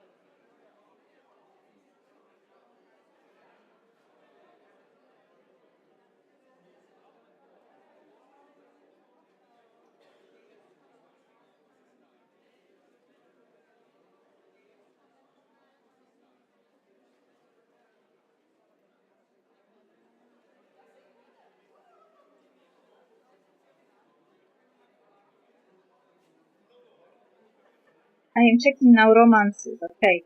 Camellia is male only. That's a fucking disgrace. A disgrace. I don't accept it. I want a hot elf lady to be into me. Lan is female only. That's also a disgrace. Could be really good bisexual man. Wentwork is male or female. There is more. Some kind of guy called Deran, male or female. Social, a man who is male only. We have a gay man. There is Arua Shale, who is male or female, but she can't kiss you because you will die.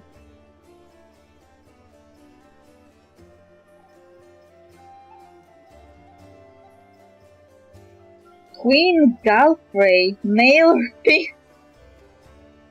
Can romance the queen?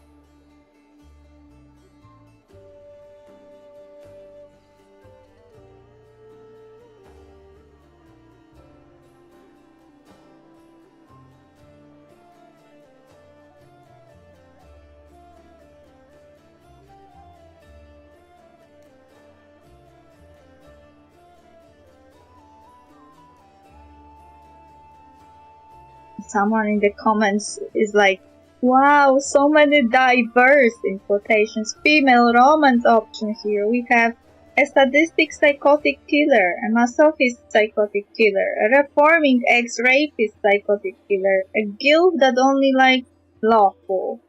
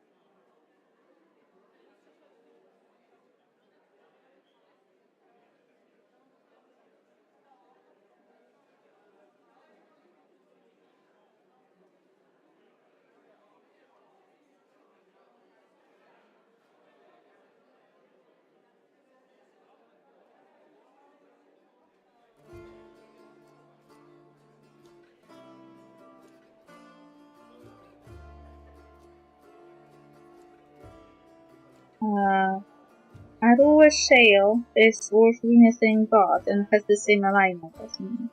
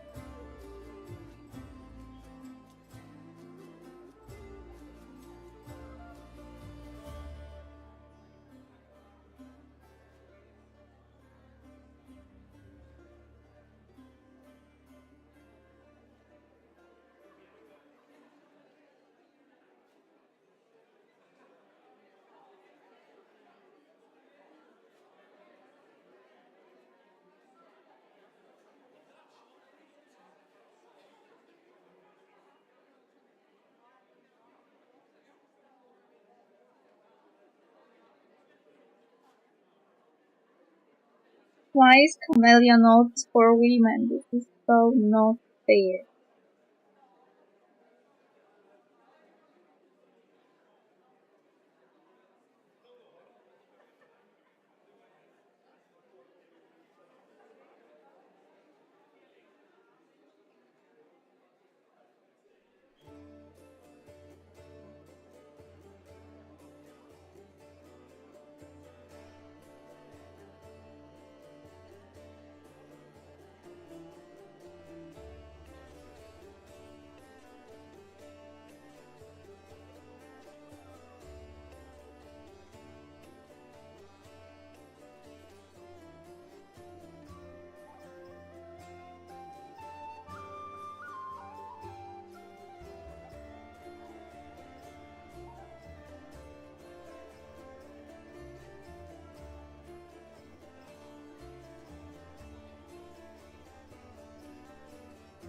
Maybe I should have made a male character and just go gay.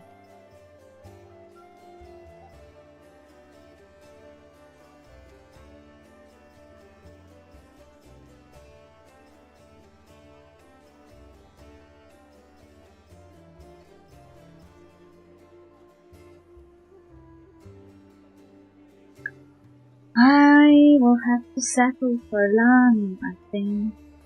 The only decent bloke around that likes women. Do I even count as a woman when I am a fox? Huh. Oh, a spark. It seems your companion is attracted to you. Lana laughs and by coincidence turns the unexpressive, scally side of his face towards you. Don't joke like that. I almost believe you. A humble guy like me, a beautiful woman could have me wrapped around her little finger without even trying. Thanks, I found out everything I wanted to know. So, can you wear a hat with your one horn? Sure I can, but certain designs don't suit me too well. None speaks in a deadly serious voice.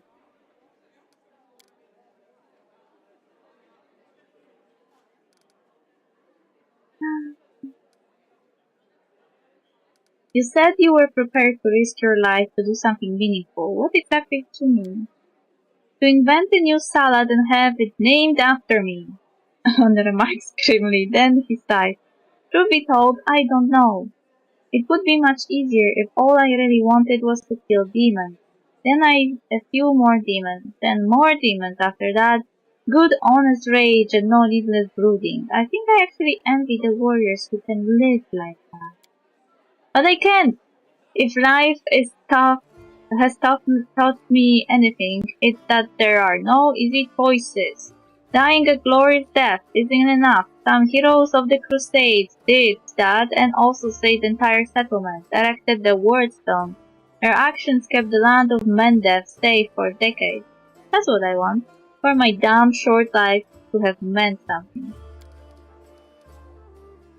You think I have an exaggerated opinion of myself? Some scale freaks crawls out of the caves and wants to take control of the wardstones and plant Iomea's banner. Any fool can charge at the front lines of the demonic armies and die there. But what good will that do? I want something meaningful, you know? Even if I have to pay the highest price, especially if I have to pay it. There are plenty of warrior people who need to survive this war and tells everyone else what nutcases we were.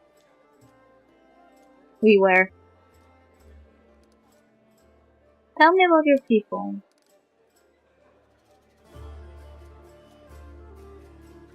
Are you really descendants of the first Crusaders?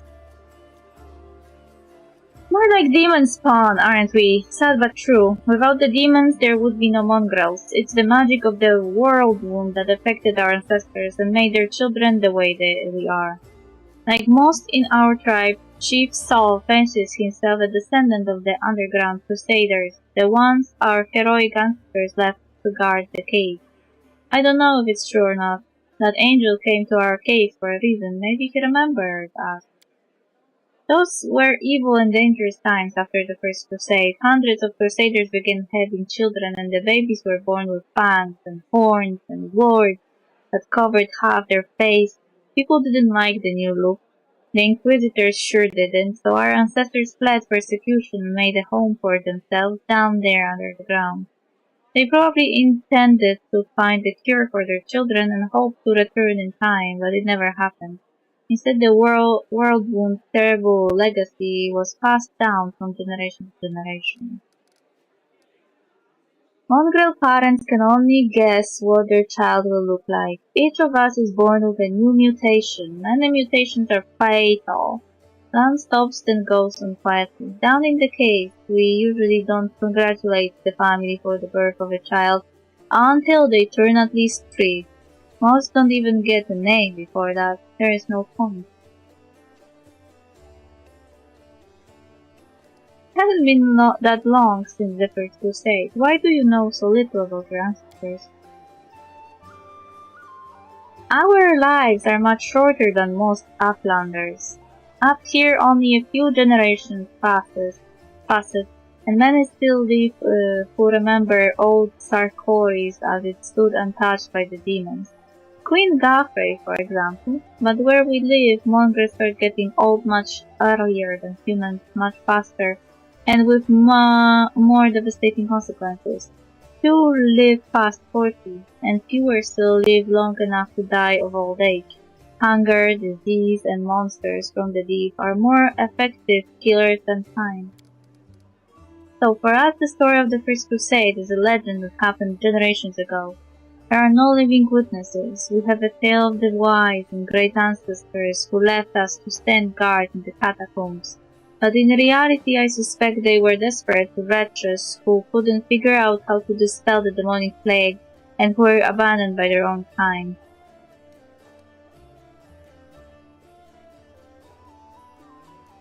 Do you have a way to tell day and night? You can see the sun in your caves. Every mongrel settlement has a big gong which we treat like a relic. The gong keeper hits it twice a day to mark the beginning and end, but this custom doesn't keep time very precisely. Every mongrel child has snuck up to the gong to strike it at the wrong time at least once, just out of pure mischief. Nothing could keep me away from it, not even the fact that I only have one ear, which means it would take double the punishment once I was caught. So sometimes the wrong strikes get mixed in with the right ones, and the tribe can find itself jumping up to greet the morning in the middle of the night. The mongrel tribes fight each other. There were some skirmishes, and I've been forced to kill my kinfolk before too. Lan speaks in a steady voice. Fights most often break out over food. We have laws in the caves, written and unwritten, rules that we follow. We respect one another's right to live, but hunger, it can push a person over the edge. I've never you can count on that, stolen someone else's kill, but I can understand those of my kin who try to hear your kids begging for food and not be able to feed them. It's terrifying. He frowns and goes silent.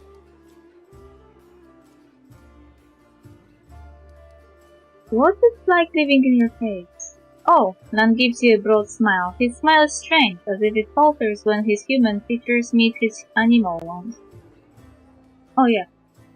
They refer to his face as if he had animal features. 'Cause he's like a half lizard man. And I am a fox lady. I don't care how you look. I am not human either.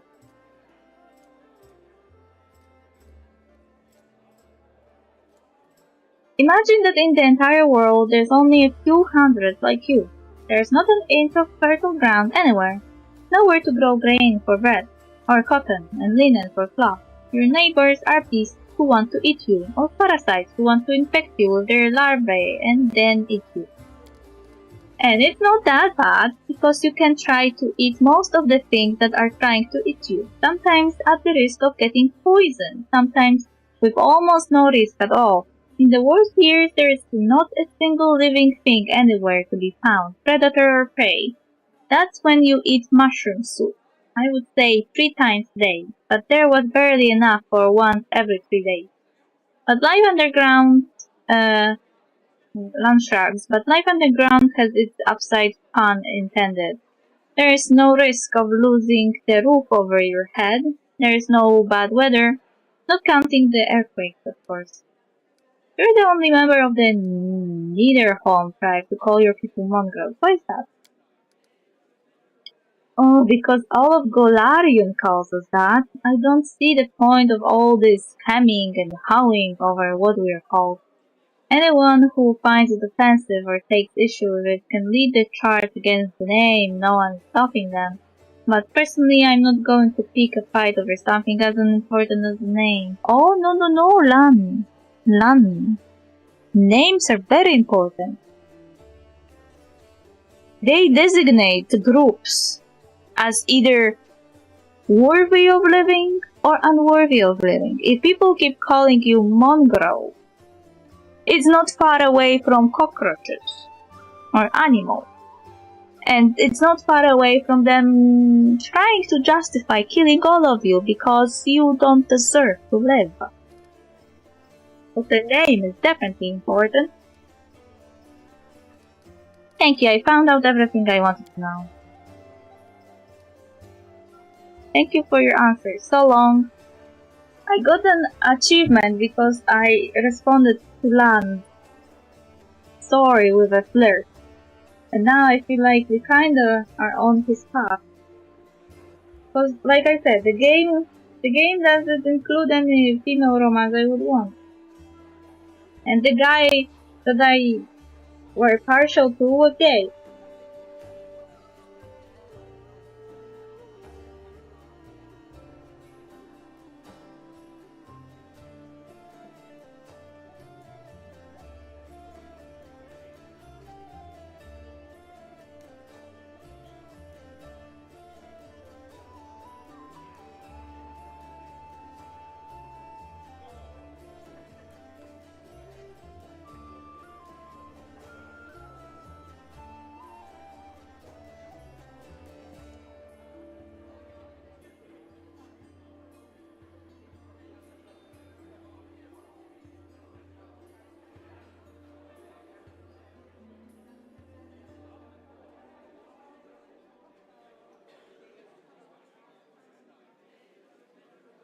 Online say that Wentworth comes.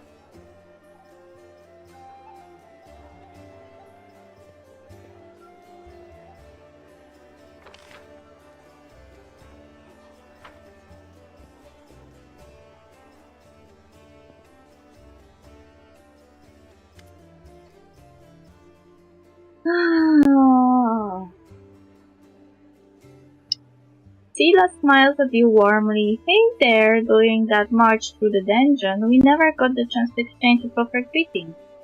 It's high time I shake your hand.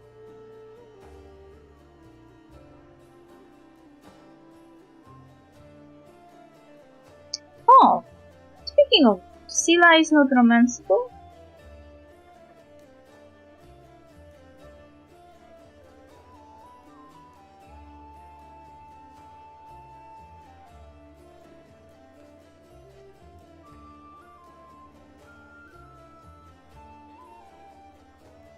No, she isn't.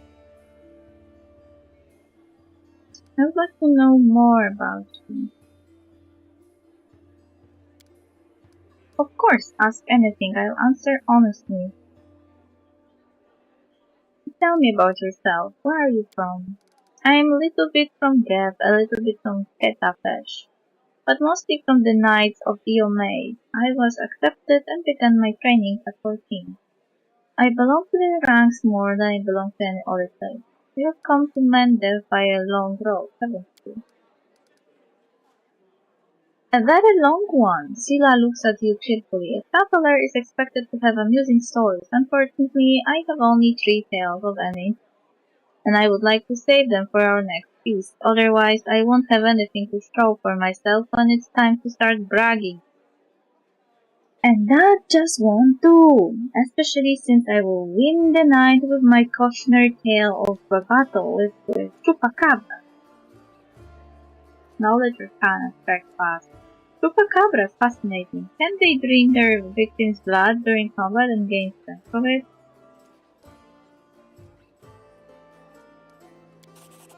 Oh yes, Sila's face grows serious, and they do it very quickly. They bite one victim, suck out their blood, and then strike their next victim quick as lightning. But now you have tricked me and I've started telling the tale. I may as well do it properly. Picture a small town in Kadira, and down in the dungeon there's 2 murderers waiting to be executed.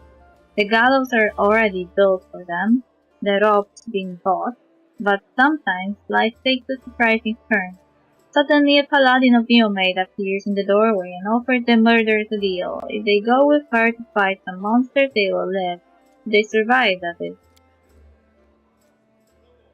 There is a big difference between imminent death and probable death, with a glimmer of hope, wouldn't you say?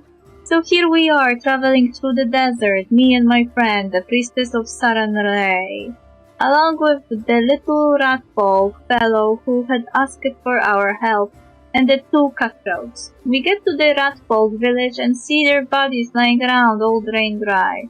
We figured we would have to fight vampires. That's how the little ratfolk described the monsters who attacked their village. That's why we went in all brazen light. The sun was high and the vampires couldn't attack until dusk. But we never got a chance to look around. Black shadows quick as the wind attacked us from all sides.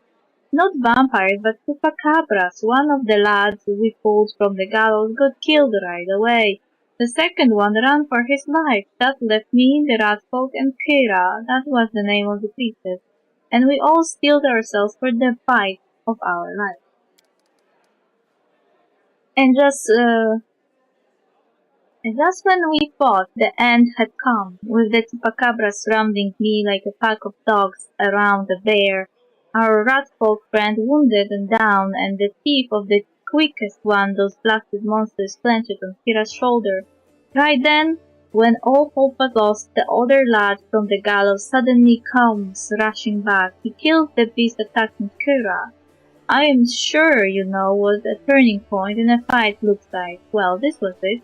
A moment before we were lost, and a moment later we had it back under control. The chupacabras dropped dead one by one. The little ratfolk is reunited with his family, who were hiding in the basement. The priestess and I closed the eyes of the boy from the gallows who saved us. It was a shame he didn't survive the fight. May the gods keep his soul in a journey to the afterlife. That's a good story. He could have died in disgrace on the gallows, but instead he died a hero. I expected a more cheerful story, and now I'm sad. And I would fancy the stunt earned him some points at his final judgment. It's smart to remember our journey doesn't end in death. Had it not been for that mercy, Milos, that was his name, would be hanging from a noose, and me, Kira, and all the ratfolk would be dead in the village. Someone told me that a kind deed done by an unkind person is 100 times more precious. By the same token, an evil done by a noble soul is 100 times more horrifying. That's what I really wanted to say. The chupacabras were just a good starting point. What made you become a paladin? Tila's gaze sharpens momentarily, then she sighs. That's a serious question and a good one. You should ask it of your companions, but it's a long story. To start with, 12 years ago I was nothing like the person I am now. I roamed the streets of Solku with the other homeless orphans. I stole, I fought, I was hired sword for a bit. Not the proper origin for a paladin, is it?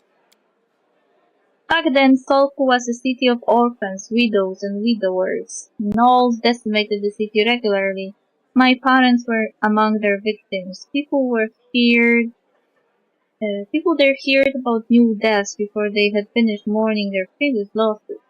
One day a group of knights of Eomaid brought a glimmer of hope to the city, but while others saw them as saviors and protectors, I was busy pricing up their noble horses and their gleaming mithril armor, wondering just how much one of their pretty swords would fetch. Haha.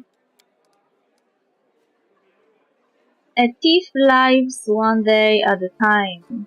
Lives one day at a time, that's what they say. I was the type that never fought past the next drop. Anyhow, I was able to sneak into the knight's camp and steal one of their mithril helms. Scylla pauses, her voice sad and measured, and I was right there when a gnoll attacked the helm's owner, Asemi was her name, and dealt a blow to her unprotected head. A gnoll like all those others she had fiercely driven from the gate of Solku. That one blow was fatal, but who was really to blame for her death, the gnoll attacker or the young thief named Scylla? I know what it takes to survive sometimes. I can't judge you. Lawful. Even a seemingly small misdeed can have terrible consequences. Chaotic. Life is cruel and full of chaos. Sometimes survival just comes down to luck.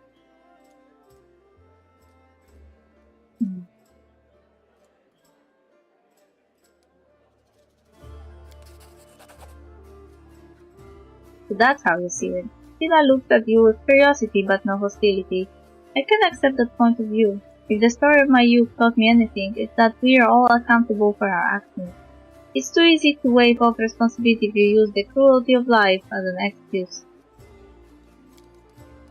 But you were asking what brought me into the ranks of Eomaid's warriors. We all choose the paladin's path for our own reasons. Some are guided by nobility of spirit, some by a desire to fight injustice. I became who I am through penance and a debt unpaid. The day Asemi died protecting my city, I wanted to kill myself for the terrible guilt I felt. But then I realized it wouldn't make the world any better, and I decided that instead I would try to take her place. I would become who she had been, and protect the innocence that she would no longer be able to protect. What are the principles that paladins of Eomaid follow? Scylla smiled. I will tell you. I like to recite our code. It feels like I've said it 1,000 times, but it never gets old. There's strength in these words. After a pause, she begins, her voice slow and meditative. I will learn the weight of my sword. Without my heart to guide it, it is worthless. My strength is not in my sword, but in my heart. If I lose my sword, I have lost the tool. If I betray my heart, I have died. I will have faith in the Imperator. Follow Rudetka. I will channel her strength through my body. I will shine in her legion, and I will not tarnish her glory through base actions. I am the first into battle and the last to leave. I will not be taken prisoner by my free will. I will not surrender those under my command. I will never abandon a companion, but I will honor sacrifice freely given. I will guard the honor of my fellows, both thought and deed, and I will have faith in them. When in doubt, I may force my enemies to surrender, but I am responsible for their lives. I will never refuse a challenge from an equal. I will give honor to worthy enemies and contempt to the rest. I will suffer death before dishonor. I will be temperate in my actions and moderate in my behavior. I will strive to emulate Iome's perfection. After reading her Iome's principles, Iomade Paladin's principles, I have a thought. You know how people tend to think about knights as those chivalrous, honor-bound people? And how it always turns out that they were scum? I feel like paladins are like knights, but in a what if they couldn't become scum without it being visible? Like, literally, you're a paladin, you have an oath, if you break an oath, everyone knows. Because you become an oath breaker. So you are a knight that has to uphold the code of honor or whatever you swore. And then, if you break it, you're an oath breaker and everyone knows. So it's easier than with regular knights. Thank you, I've learned everything I wanted to know.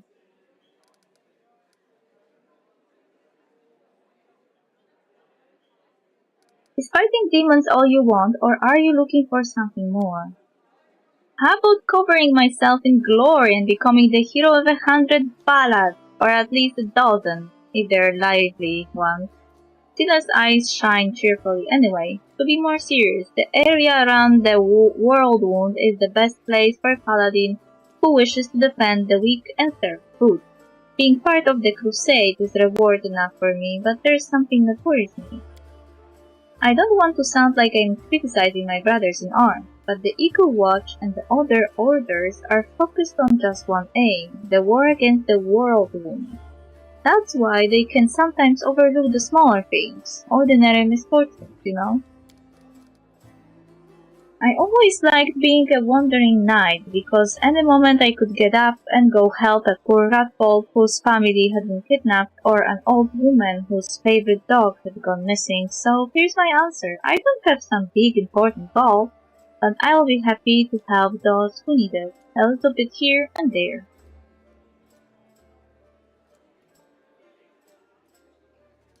Irabes said your friend Jana Aldori is missing. Do you know where we should look for her? Irabes is worried about her fighters. I understand that. I wanted to look for Jana myself, so I didn't distract you, but since you're in this too, I could use some help.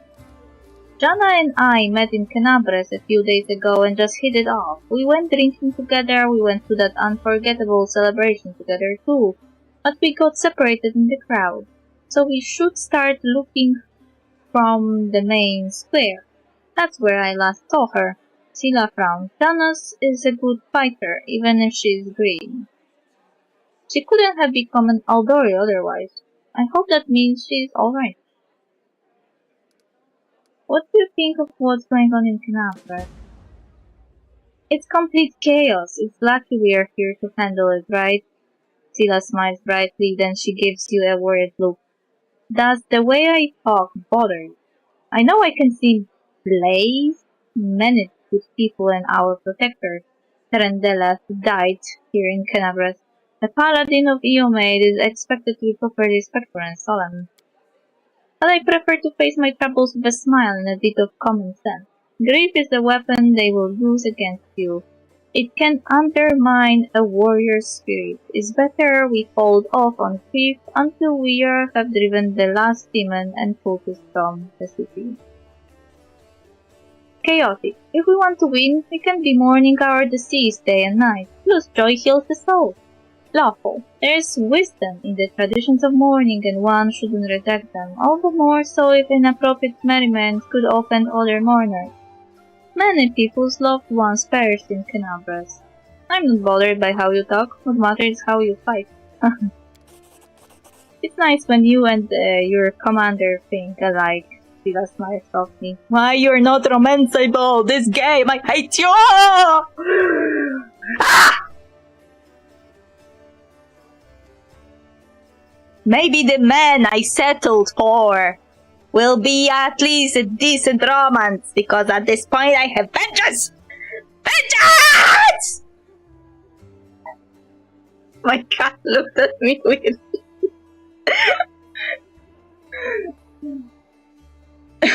She looked at me as if I was insane.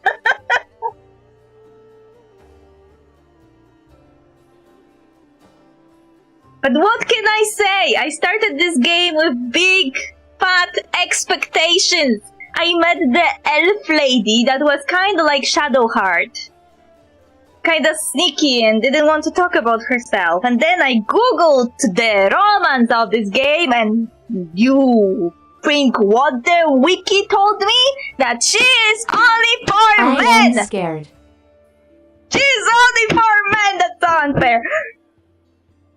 You're not scared. You empathize with me. I can feel it. I am sad.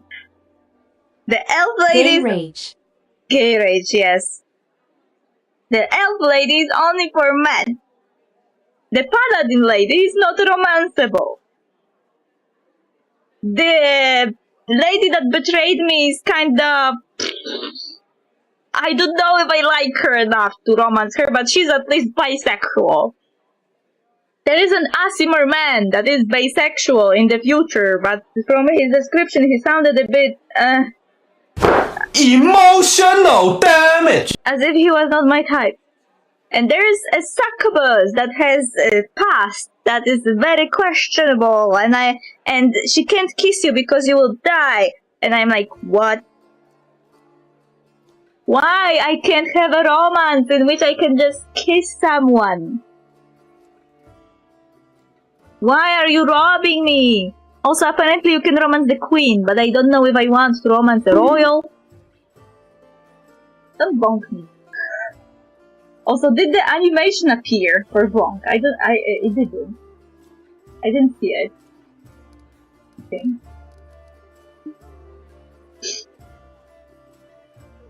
Don't bonk me! I don't go to horny jail! I am in horny jail already! That's abuse of a prisoner! Yeah, I guess something broke. Because the sound is here, and the animation is not here.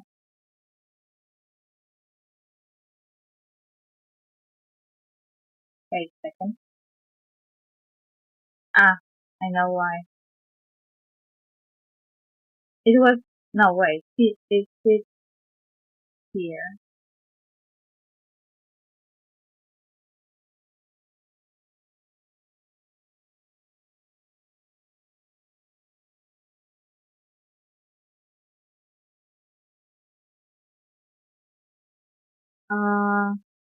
The Pathfinder probably got connected.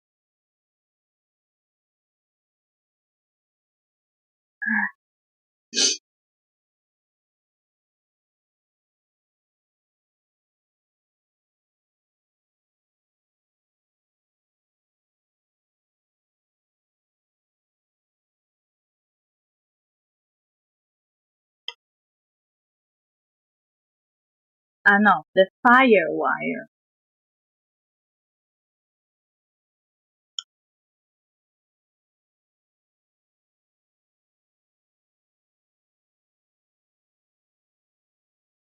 Login with this.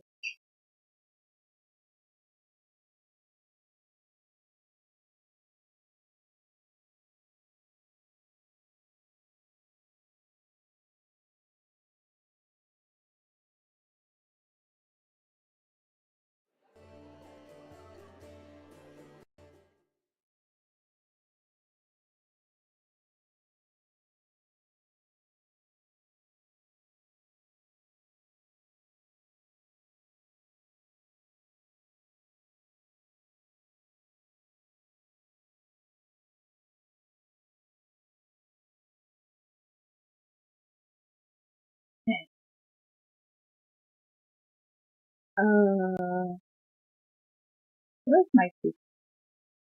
Try again. With the bomb.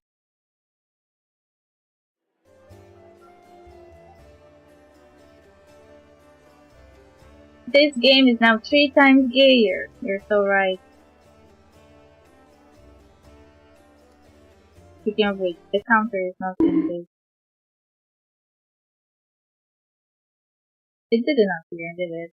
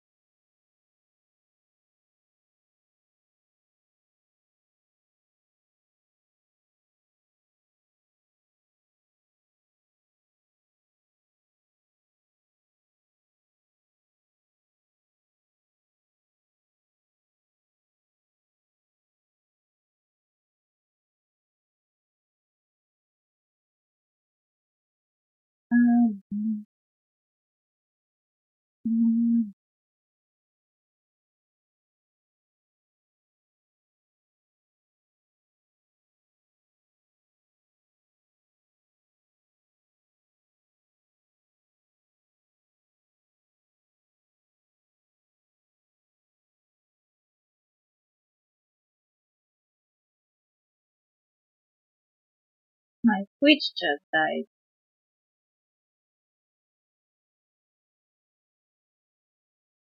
Again? Try again.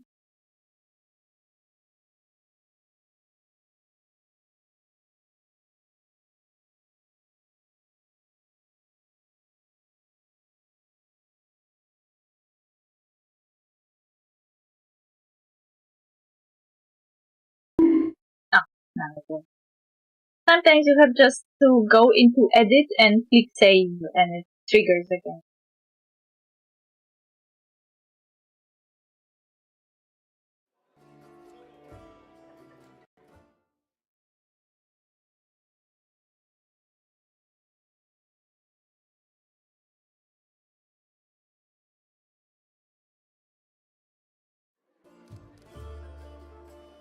Anyway, that's abuse of a prisoner!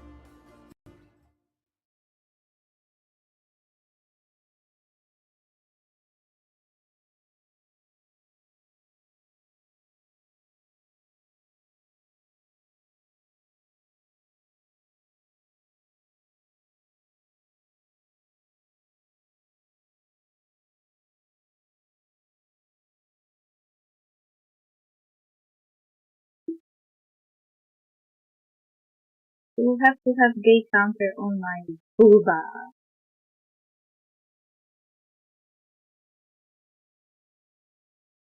Because I can't put it elsewhere. It won't be visible. Gay bomb!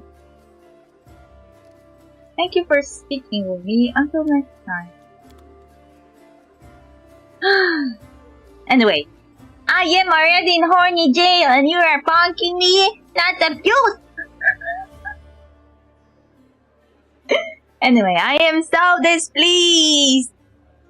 Why, every character I am gunning for is either not interested in women or not romanceable. There's a pretty black man who I would romance if he wasn't gay. Maybe I should have made a male character instead.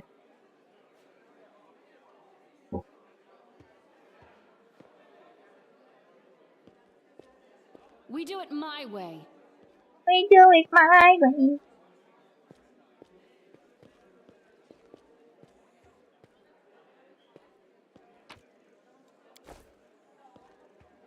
I never felt so homophobic. Not right now when I can't romance a gay man. Okay, I'm joking. It turns out I have now 2 gay friends. I didn't even know that one of them was working with me. But now I have 2 gay friends. Born autumn haze. A tall, fragile-looking elf sits in front of you, eyes closed. He is pale as a ghost, his arm wrapped in a blood-stained bandage. You spot other bandages on his body under his clothes. But even in such a miserable state, he manages to keep calm. Raising his eyes to meet yours, he says faintly, "I am Thorn Autumn Haze, at your service."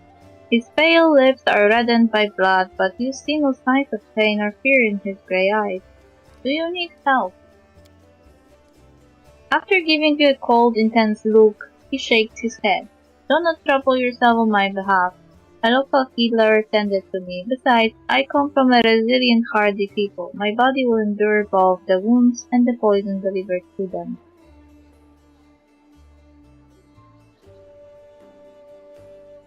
Who wounded you? "A sinner and accomplice to demons. The quarry I am hunting in this unstoppable place." "Who are you?"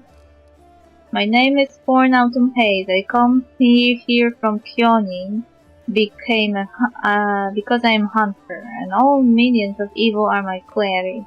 I won't say more than that if you don't mind. We are strangers and of different races and cultures. I would rather not tell you more than is necessary." "I am Teneris. You can trust me. I might be able to help you." After a brief pause, the Thorn says, "It would be impolite to refuse such a direct and friendly offer. Who is your quarry here in Manda?" "I was hunting a fugitive, a Descaride by the name of Kaelicia. It pains me to admit that there are heinous malefactors such as her among my noble kind. I managed to catch up to her in Kenabres, and I wounded her. Then demons appeared, and the city was engulfed in flames. I was injured in the battle that ensued, and couldn't free her soul from its service to her dark masters." He expresses no anger or hatred as he speaks, only compassionate sorrow. "I'm sorry for your misfortune. I hope things will turn out differently next time." He purses his lips. "There is no need for pity. Our ancient kind is blessed with great longevity. We gain a deeper understanding of the world than other races, and we learn our lesson better than anyone. That goes for learning from our mistakes as well. I survived, which means I will be more prepared when next we meet. I wish to aid you in your hunt."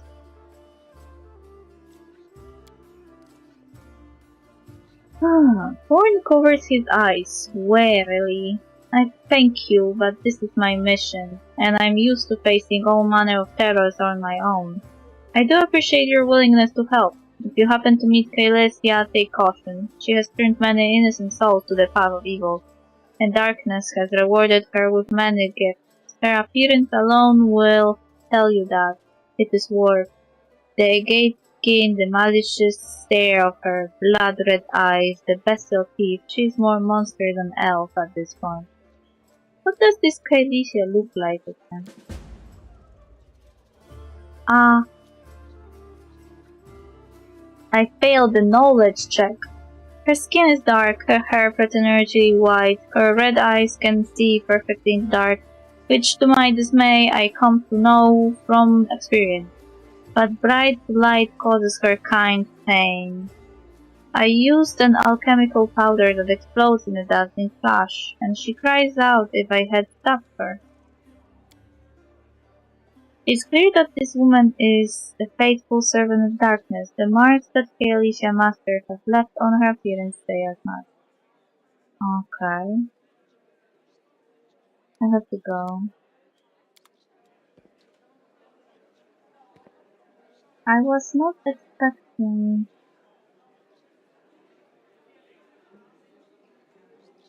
him to stay there. Oh, there's 4 ghosts here. Follow if you dare. 1,000 gold coins for you, just as promised. You helped me get back to the surface, and I duly paid you for escorting me.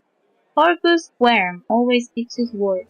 Now, speaking of our future cooperation, Argus looks at you with unwavering disapproval. His arms folded across his chest, his foot tapping impatiently. I have a job that would be perfect for someone like you. Naturally, I would pay generously for your services. What do you mean, a job for someone like me? For an adventurer ready to sell their soul for booze and then lie down drunk in the gutter. Or do you think you're somehow different? A traveling knight, perhaps, noble of heart, but without a coin to your name. Marcus sizes you up critically, then sighs and shrugs. You seem a reliable enough ally to me, and you did get me out of those mongrel caves, so why should I care what you do with my money once you have got it? I succeeded the perception check. Marcus seems like one of those people who think the entire world owes them something. However, you hear notes of hysteria beneath his smug arrogance. It's as though he's really quite nervous, but taking great pains to conceal it. Noble birth doesn't give you the right to behave badly. I would ask that you refrain from such statements in the future. What does this job involve?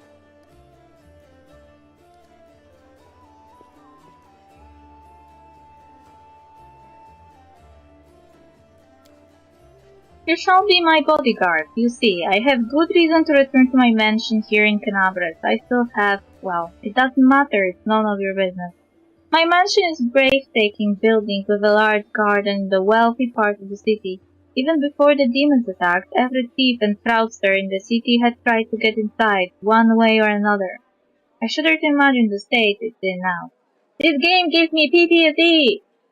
Why? Because I just started the game! And there was already a demon invasion. Meanwhile, I started the game assuming that we will have chill adventures for a while. And it was then killed.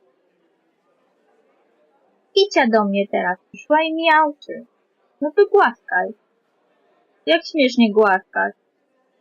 A moja kicia gdzieś tu poszła. Moje dziecko poszło.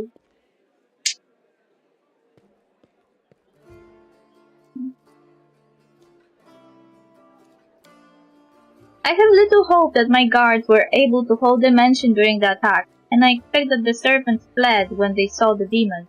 Only Abadar knows what's happened there since. Therefore, I would ask that you meet me at my mansion and guard me there until I complete my business. I already asked the local paladins for help, but they have no desire to put food outside the tavern. Damn cowards and traitors, that's what they are.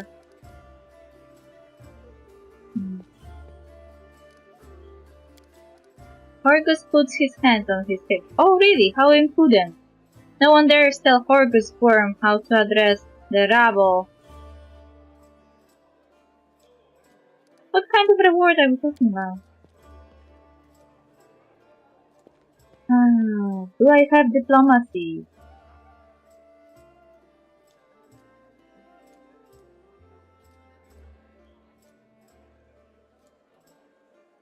Double the reward, I will think about it. Oh, I see this. Over a tense moment pass in silence, and Horgus' face relaxes. Still.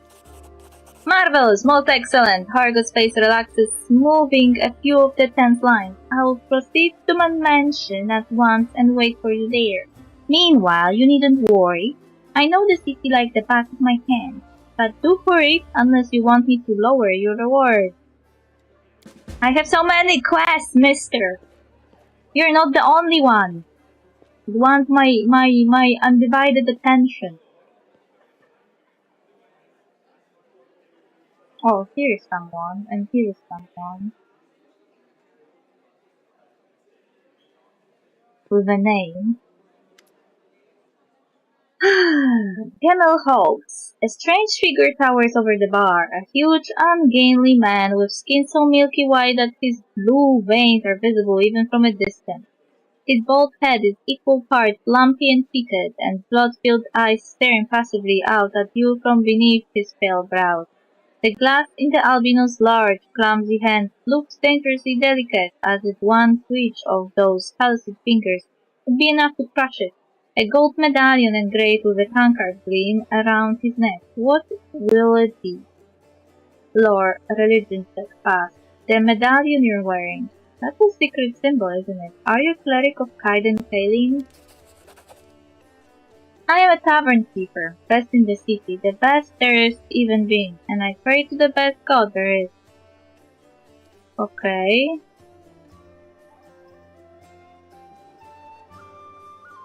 On the news in the city? There are demons everywhere, and you showed up.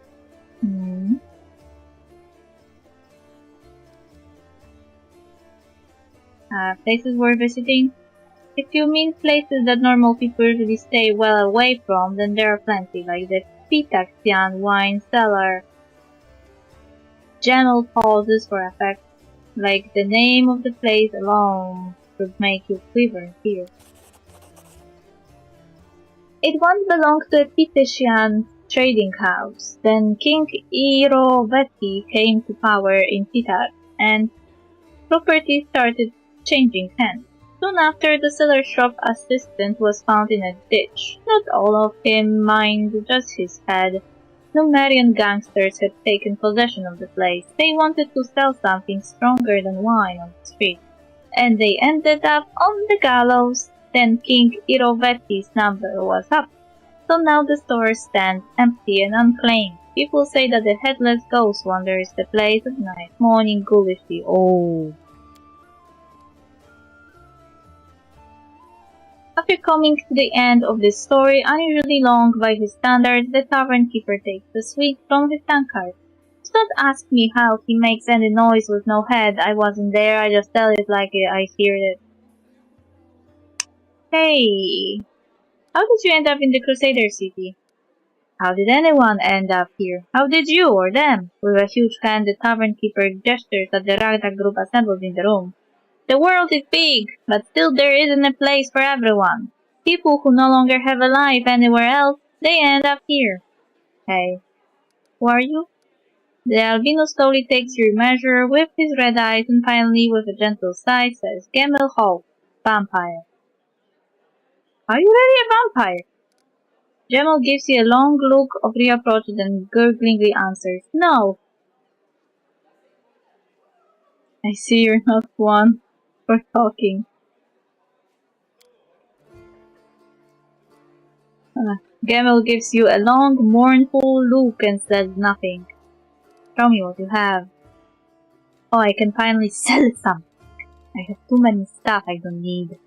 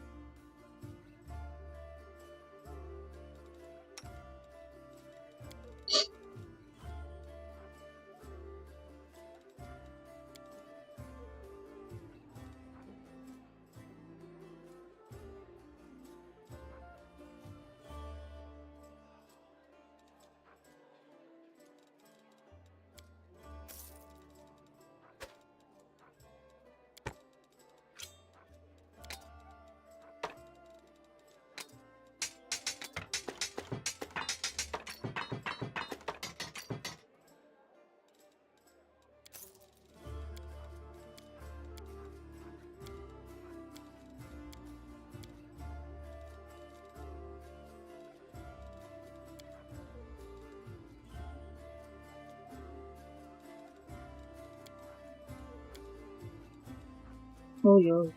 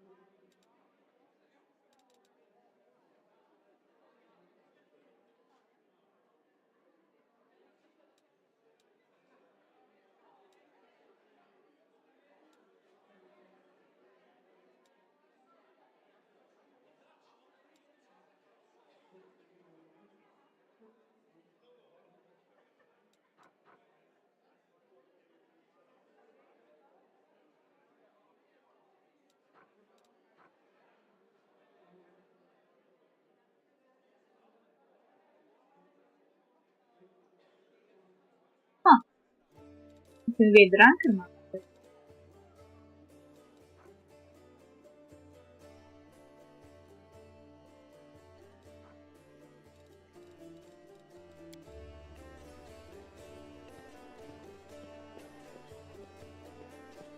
Okay, there are two named characters here. Tiago and Visali Ratimus. He sounds like he was born in Russia. A stout old man with a fuzzy grey beard mumbles a prayer. He looks as tired as everyone else in the tavern, but determination stamped upon his haggard face. What can I do for you? For you. Visali Ratimus, rector of the local temple of Abadar. The temple is gone though, and if we snooze here for much longer, the city will be lost as well. Who is that boy with you? This one, Kiado the shepherd, my apprentice. He's a smart boy and his faith is strong. He stares at us still though, but there is still something he can learn from an old servant of Abadar. He will be a great cleric when he gets a little older. What kind of help can I expect from you? First, I sell scrolls. I have a lot of them, something for every emergency. Second, while you are here in the tavern, I can read one for you. Guaranteed no surprises, but you'd better not go into the city without a cleric. I won't be going there myself. I'm too old, and my powers are needed here. Show me the scrolls you're selling.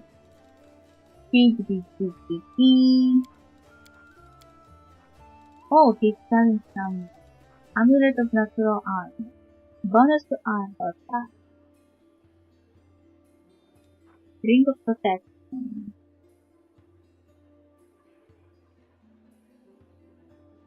Oh, did I sell it?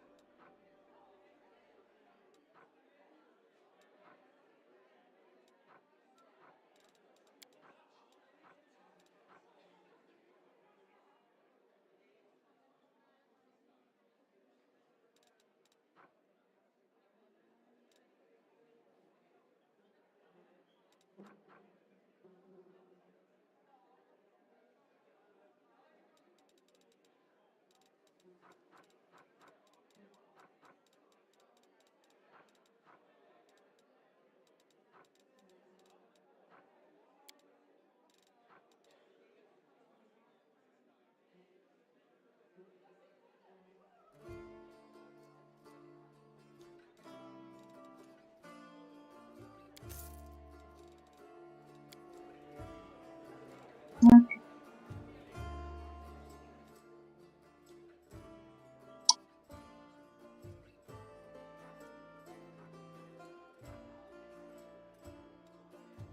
Mm-hmm.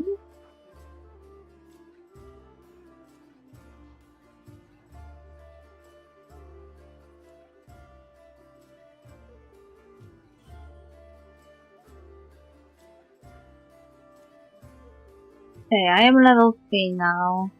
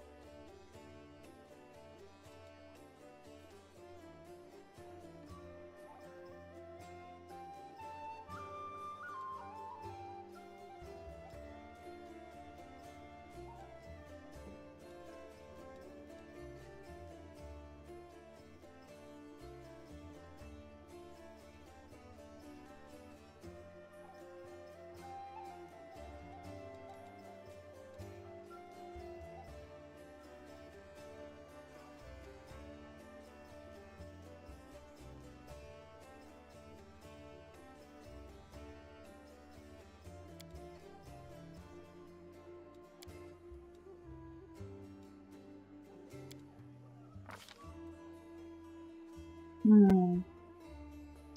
I can choose a key.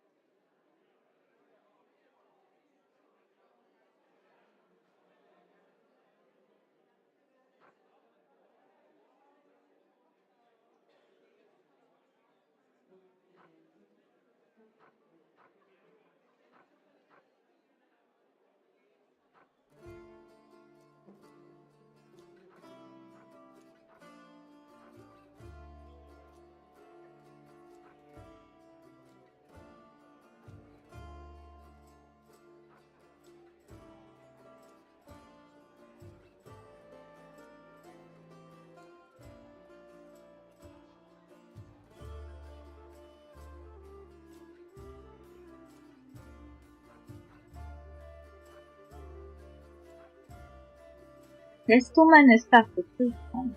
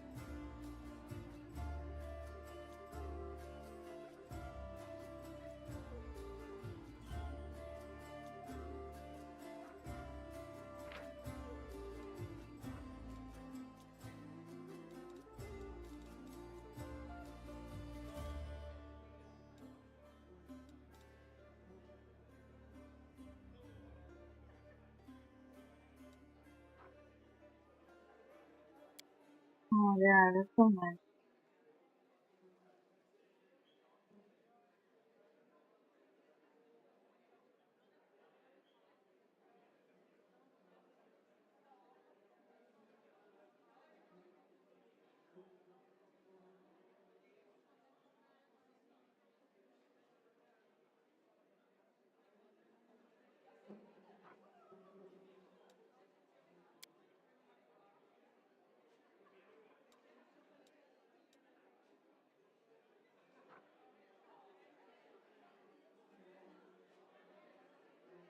Hmm.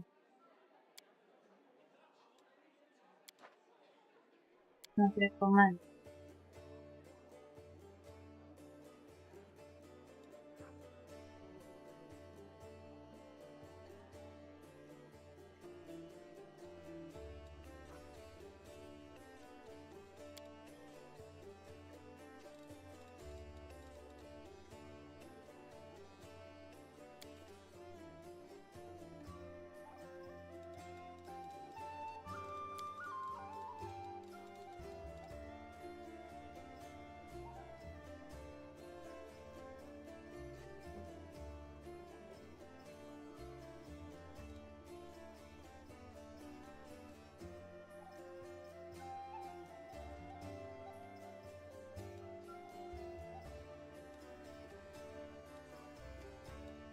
Yeah, very cool.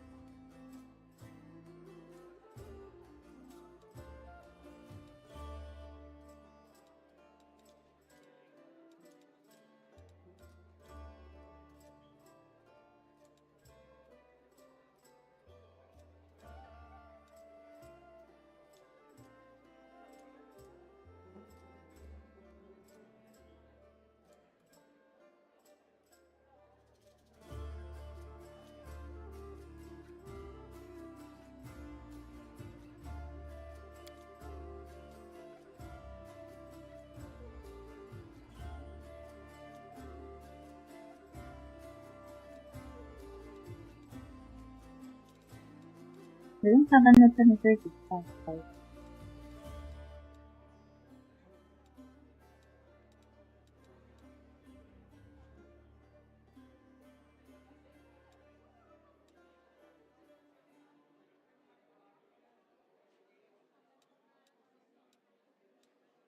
Next. Oh.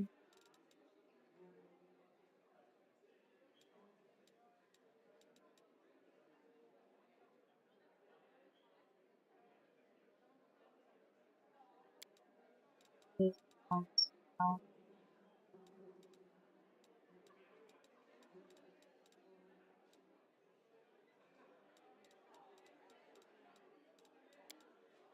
But what else last is this?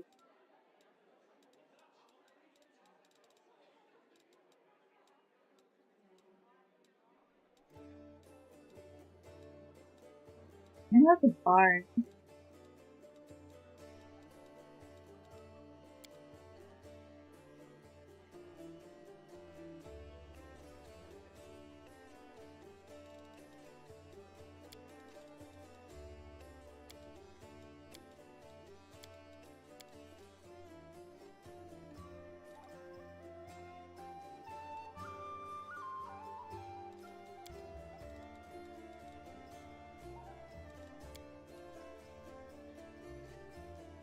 Okay.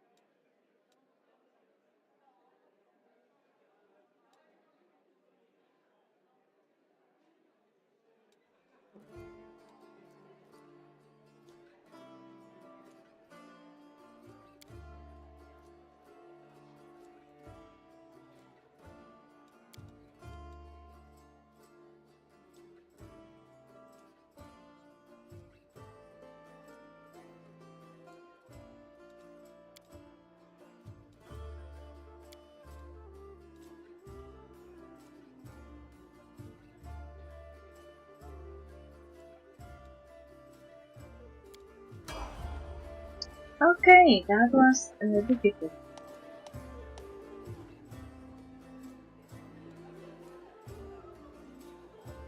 Character Teneris has prepared a spell, Threat Affliction.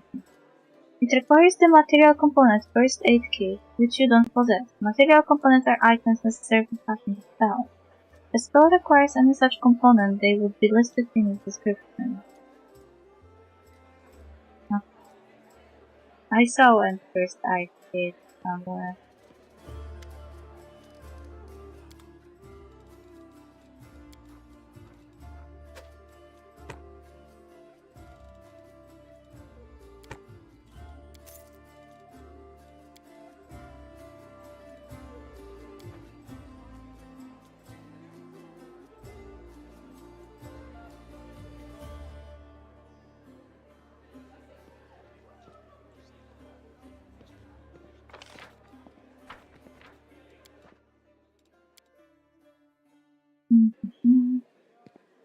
I'm off.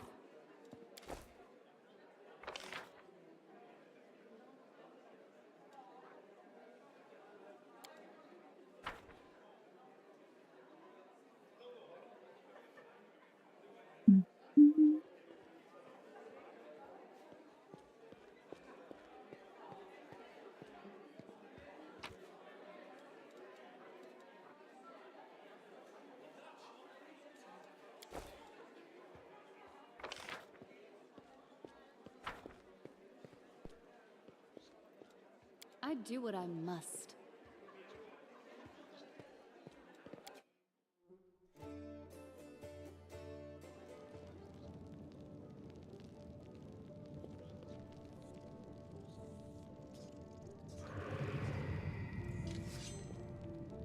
Oh.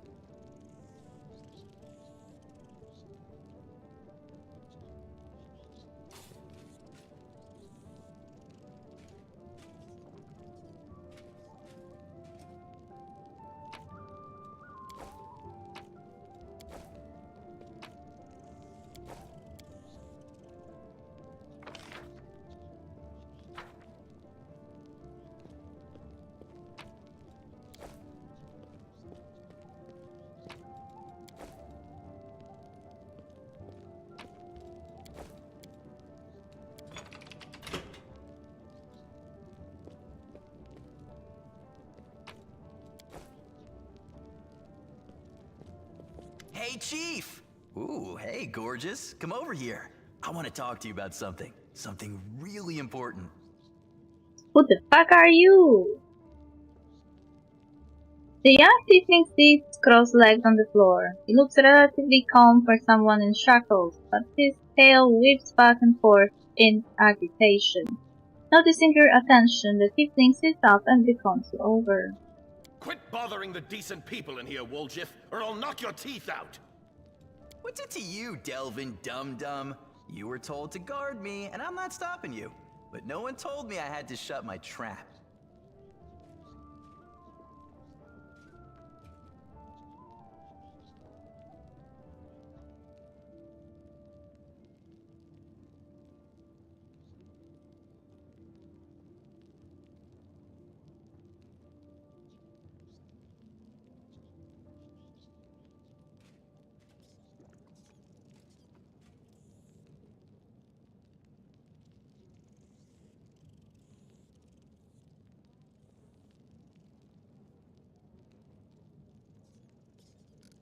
Who are you? Woljif.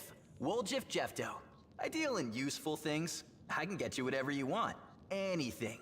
But there's just one problem. The tiefling rattles his chains and gives you a meaningful look.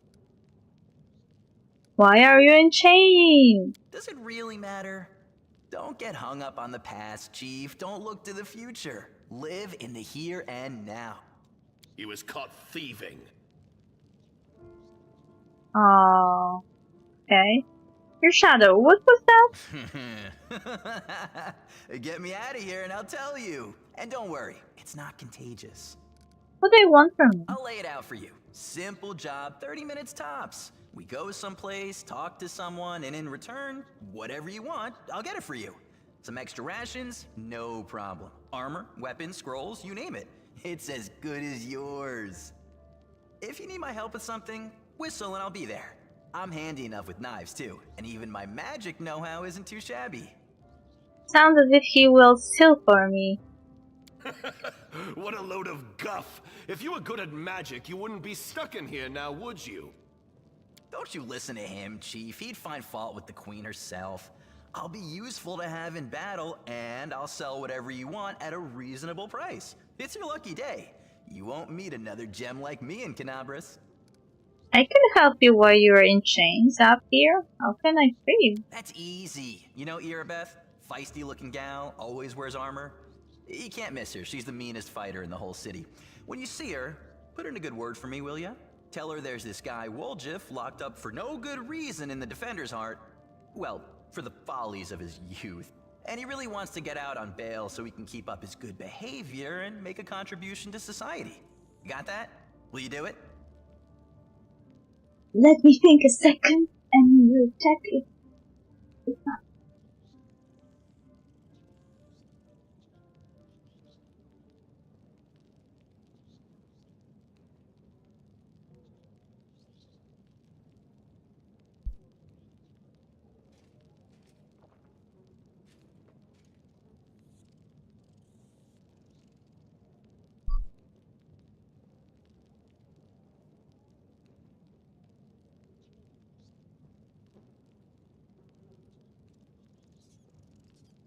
Okay, it was nothing. It was just my imagination. Alright, I will talk to Irabeth about the situation. I knew I could count on you. Knew it the moment I laid eyes on you.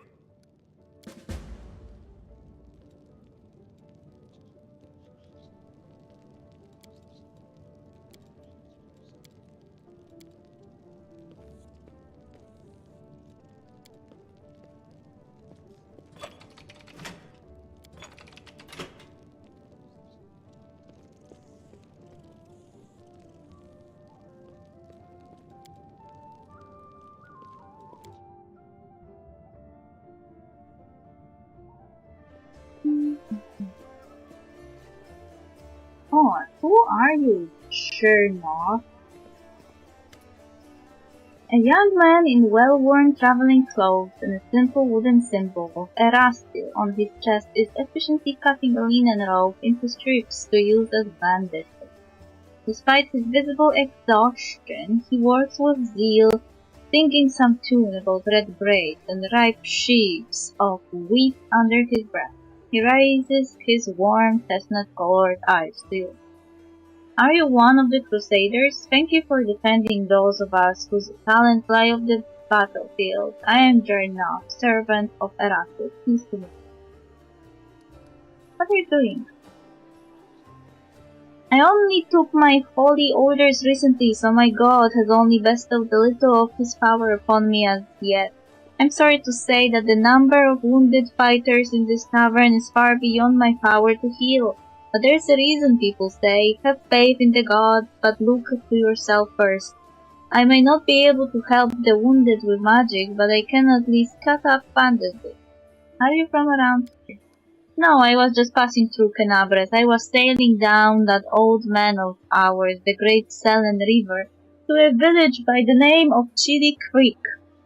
I happened to land in the city on the eve of the festival, and I'm ashamed to say I decided to stay for a day to enjoy myself. But I ended up staying in the city longer than I had bargained for. Chili Creek, where is that?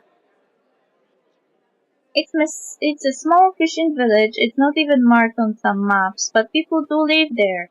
What they don't have is a priest. They have no one to heal their wounds, no one to offer prayers for a good catch, no one to give their dead a dignified burial, and the world wound is stone's throw away. So I'll be setting sail for Chili Creek to serve my god, my people.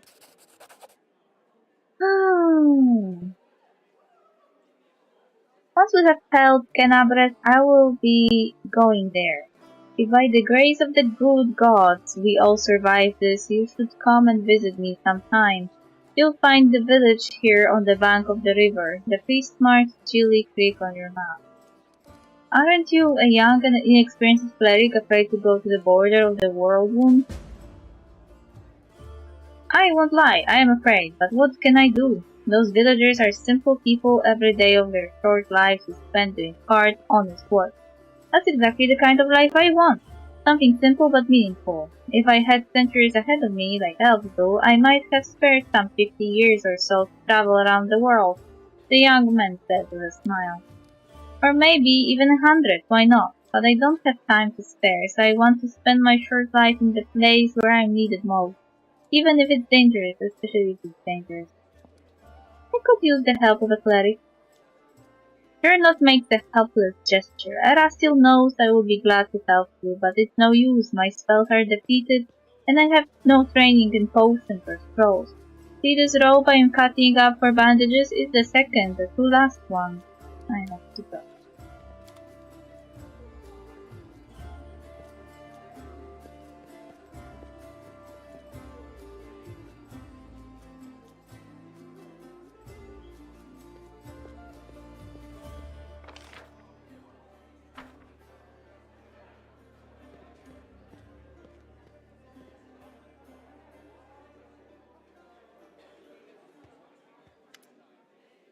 Keylor, a tall, athletic man, greets you. His hair is prematurely gray and shorn close to his head in a military style. He is lean and well-groomed, and a monocle twinkles coldly in his eye. The bold set of his jaw and his large but agile frame attest that there is a man who is always ready to be on the move. Greetings, I am Keylor, Venture, captain of the Pathfinder Society.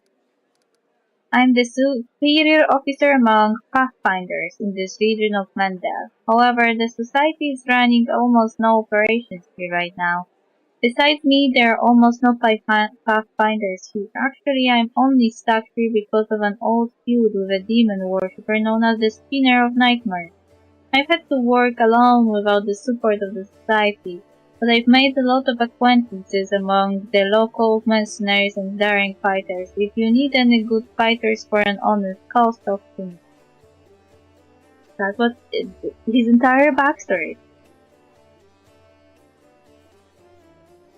Tell me more about your confrontation with the Spinner of Nightmares.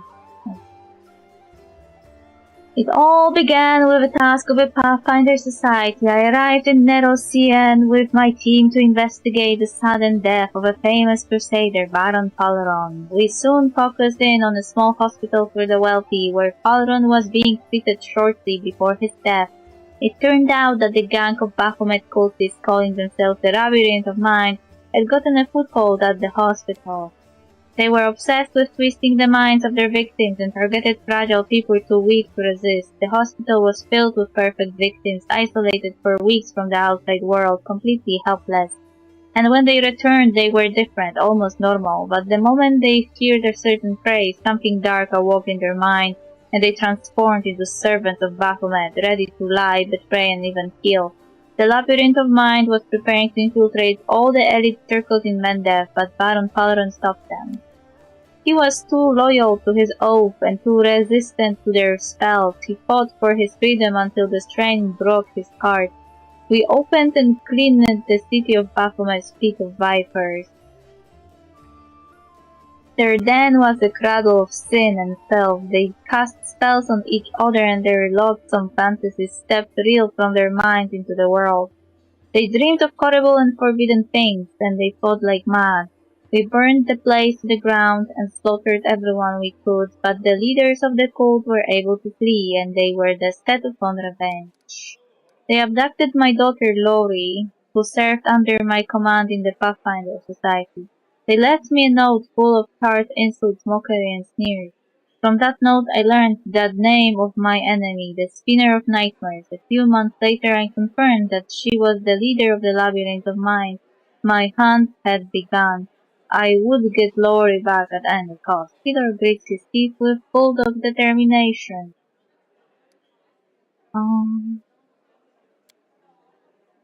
What exactly are you interested in? I am a common pathfinder. There are many others like me. Fate and my orders brought me to this land.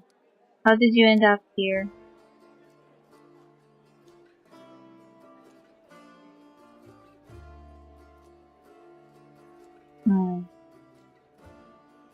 I was working on an assignment for the Pathfinder Society, Demon Worshipper, and blah blah blah.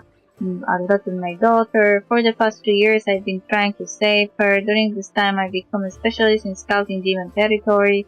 Even planted agents among the cultists. Truth be told, in pursuing the Spinner of Nightmares, I've been acting more on behalf of Queen Valfrey than the Pathfinder Society. It's a long story, maybe I'll tell you the rest of it sometime.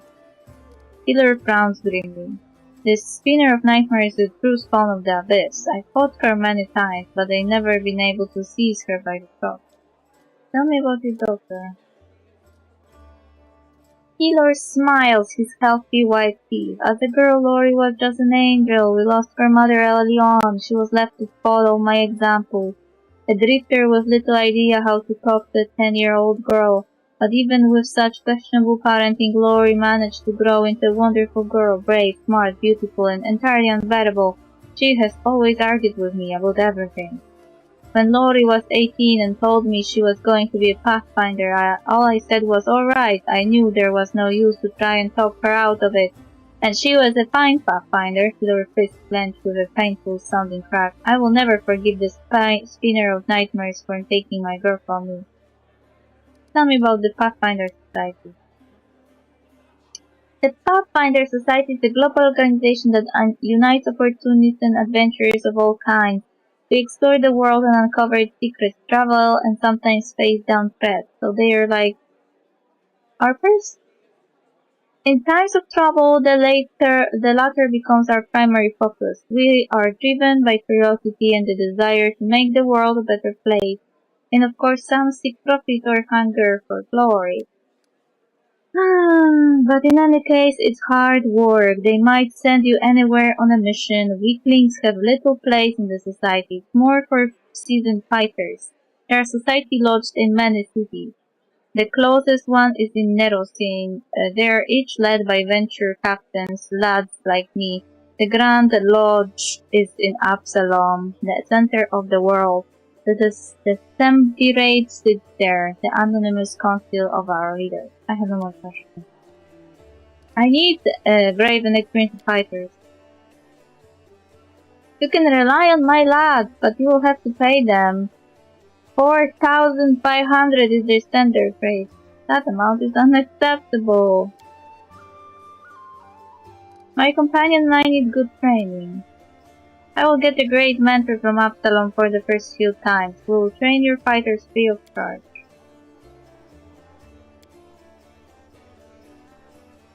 Ah, so he can retrain them. Irovev rubs her red and tired eyes. Any success? How is the city? There is a tiefling chained up in the defender's cart. What can you tell me about him? Irovev shrugs scornfully. Woljif is a petty thief from a gang of tieflings operating in Kenabras. That's what we call them in these parts. They tried to rob a vendor of magical items recently. Unfortunately, we apprehended only one of them, and the rest managed to escape. We have nowhere else to keep him apart from the defender's cart, but that's hardly a prison. Woljif knows it too. He has been begging us for days to let him go free or have someone vouch for him. He's already asked you to put in a good word for him, hasn't he?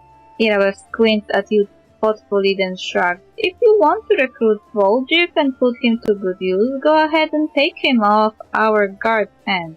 We can ill afford to let a soldier spend their days watching over a middling thief. I hope the tiefling proves useful should you decide to take him along.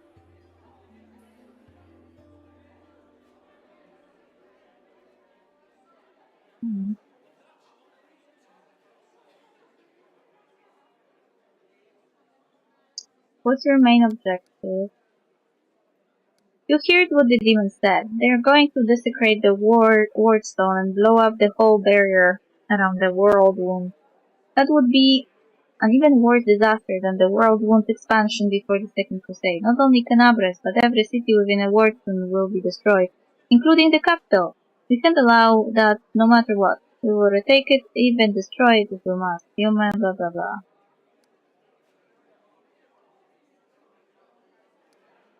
Allow me to ask a few personal questions. Stronging a little Irabev now, please, but I must warn you, there are some things I don't have the right to discuss. Where are you from? I was born in Canabres. I grew up on a farm just outside it, but my way back home lay at the end of a long and winding road. It took me years of traveling through foreign lands before I came to be where I always belonged. How did you become a paladin? A bitter smile appears on the half-orc's face. I don't much like to remember it. Believe it or not, the story of how I became paladin is also the story of how I failed to become a knight. My parents were crusaders. May their souls stand together in Iomad's celestial army. When I was born, they retired from the war and started preparing me to continue their legacy. But my father was an orc. You would be pressed to find a calmer, wiser, and more pious servant of the goddess than he. But still, all his life he was dogged by sideways looks and whispers. When I grew older and it was time for me to serve, I decided anywhere but Canabres. That was where my father had served loyally, and his only reward had been injustice. Besides, the witch hunters, led by the honorable prelate Holrun Stalkert, the city with a heavy hand. Who knows what they would have done to a strange girl with green skin. Instead, I went through a smirk that looks more like a painful grimace crosses her face. You can laugh if you want, but I was young and foolish. I chose last wall, of all places. You can imagine how well I was accepted in a country that's been battling the hordes of Belgsen since its foundation. There were many there like me, but we were all treated as second-class citizens. To the locals, my green skin was worse than leper scabs. Even my brothers in faith kept their distance. I took my vows, and the goddess granted me the powers of a paladin. But even then, not a single order would accept me into their ranks. I spent another 6 months knocking on doors before I realized this isn't true. I serve Iomade, not these people. I don't have to prostrate myself before them. So I left as a paladin but not a knight. In your human form, there's nothing about you that stands out, but in your fox form, do you often have to hide your true nature? I won't lie, I can't even imagine what your life must be like. Oh yeah, I forgot that I can turn into human.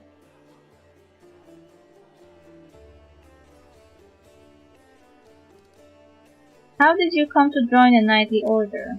I left last fall and went traveling. The goddess guided me, and my path led me to where atrocities were happening. I often fought in exchange for gold, but never for unworthy aims, of course. I wandered the river kingdoms for a few years, killing monsters and tracking down criminals. Sometimes I thought I was just wasting time, that my true place was in Kenabres. But I pushed those thoughts away. I didn't even want to think about going back. But in the end, divine providence had brought me to my senses. It happened in Taimon. I was tracking a gang of bandits which my employer suspected was a cover for Razmiran's spies. I managed to find their lair, but inside I found something far more dangerous than spies, an unholy temple to Zon Katon, whoever that is. When I broke in there, the cultists were about to sacrifice someone, the person who was destined to become my wife, Anevia, but that's another story. Oh! Also, those characters keep throwing names.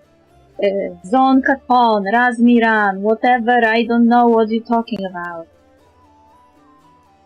After I cut down the cultists, I examined their papers and couldn't believe my eyes. A network of evil cults had spread through all of Avistan, including Mendes.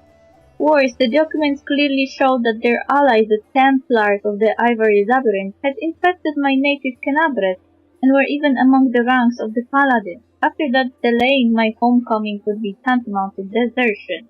Luckily, I was no longer alone. Anevia was as eager to destroy the cultists as I was. Anevia and I hurried to Kenabres. We couldn't trust anyone. The papers indicated that the cultists had infiltrated everything. Luckily, I had some experience in investigation, my well-off, the half-orc smiles warmly. She knew her way around working logs, tailing people, and trading information with the city's bottom feeders. Soon we had defeated, alas, not the whole Hydra, but a few of its heads. Do you know who turned out to be the leader of the cultists?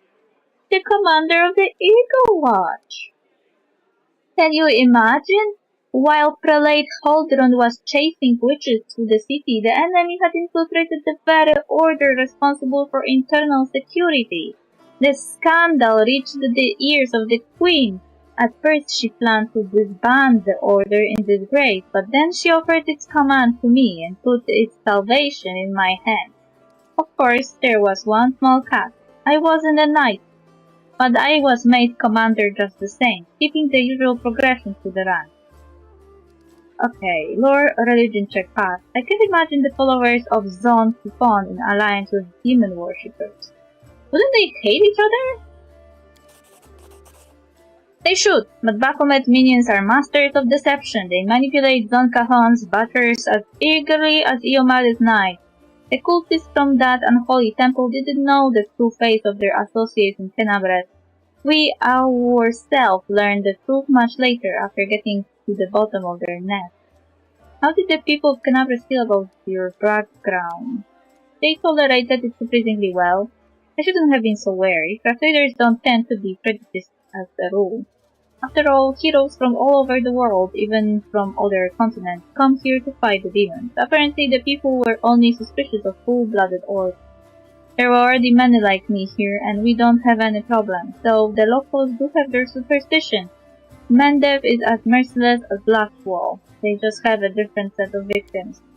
I kept seeing those same sideways loops and skulls, hearing the familiar whispers, but where once they used to whisper behind my back and point at me, now they whisper in my ear and point at someone else. It's so strange to be on the other side of humiliation, to wipe the spit from your face and suddenly be invited to change position and spit at someone else. You must have figured out by now that I am talking about tieflings. It's true there are many of them among the cultists and few among our crusaders, and our fighters do all they can to drive away those who would be our allies. People shun them, call them Arelus spawn or worse, as if they chose to be born like that. I believe it's quite a feat to rise against the call of one's blood and join the forces of good.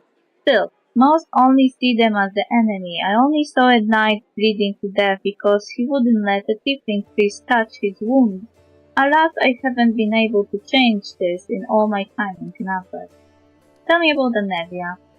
We met in Timon as I was wandering aimlessly from one ordeal to another. We returned to Canabras together to expose the Templars of the Ivory Labyrinth. The day the Queen knighted me was the second happiest day of my life. The first was the day of our wedding. Oh, that's so cute. But Anevia isn't just beloved, she's my staunchest ally. We share every victory and defeat. The best of me is alive thanks to her. Thank you for saving her back then. The day Canabras fell. Before her return, the only things giving me the strength to thank the Defender's heart was the hope that I would see her again. We are in your debt. Thank you for your answers.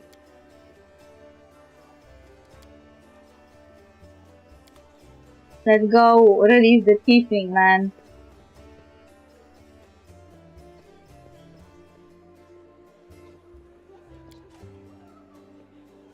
Before I finish streaming. I guess he's somewhat justly in prison, but, you know.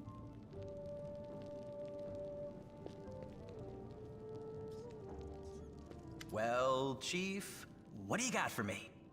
I talked to Irabeth and I've decided to make you part of my troop. We'll see how it goes.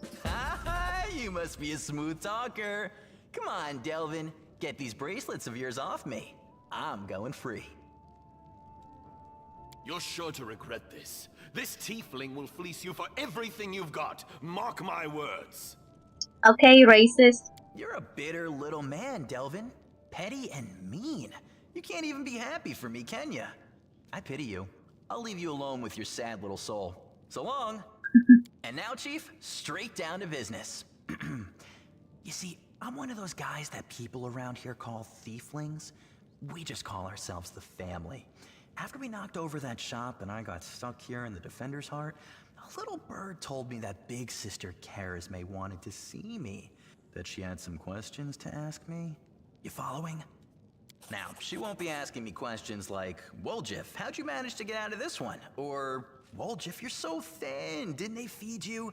No, something serious has gone down, and I just know they want to try to pin something on me. I can feel it in my tail. So, I knew right away that I couldn't go alone.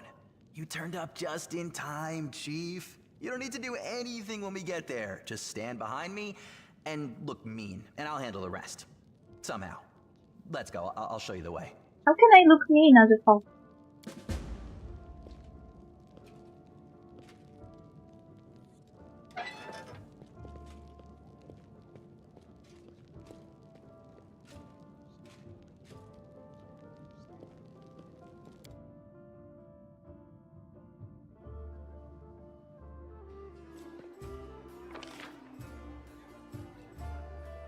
Now he's here.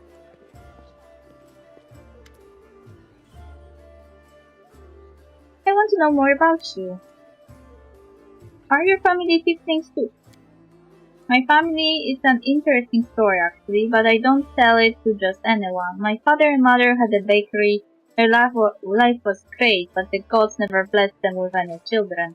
One day my mother went to the river to wash some clothes and saw a basket floating downstream. Inside the basket was a baby, adorable and chubby and fast asleep.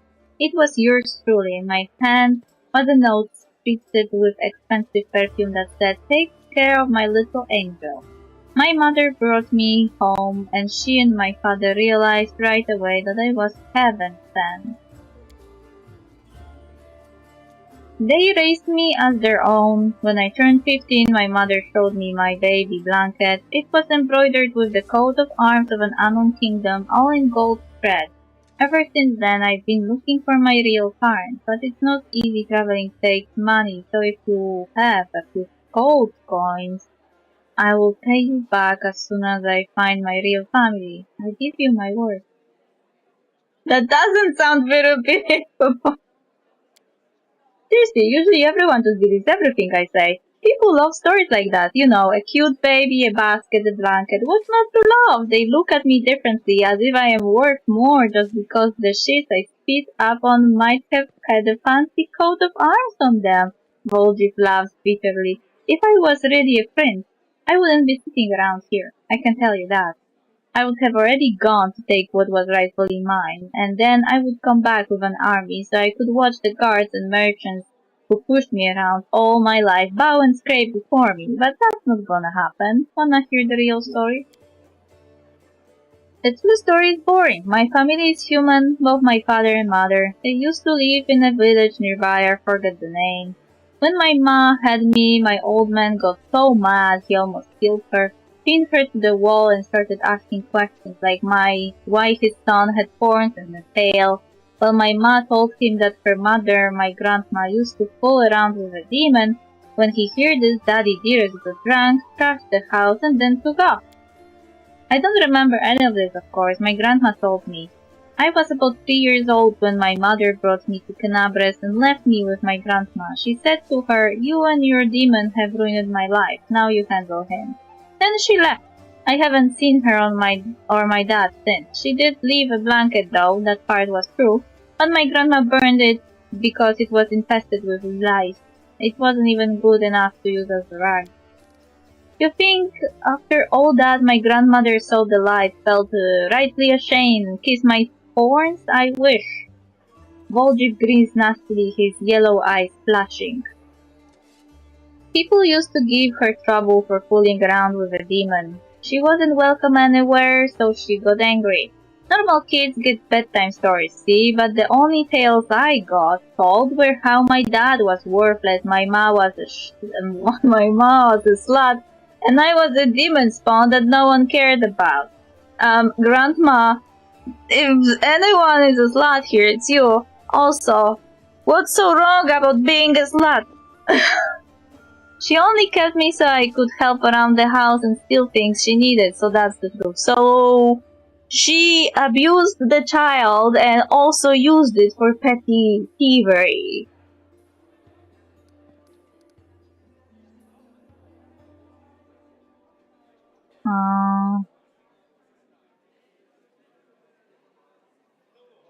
Tell me the real story of your parents. Didn't he already did?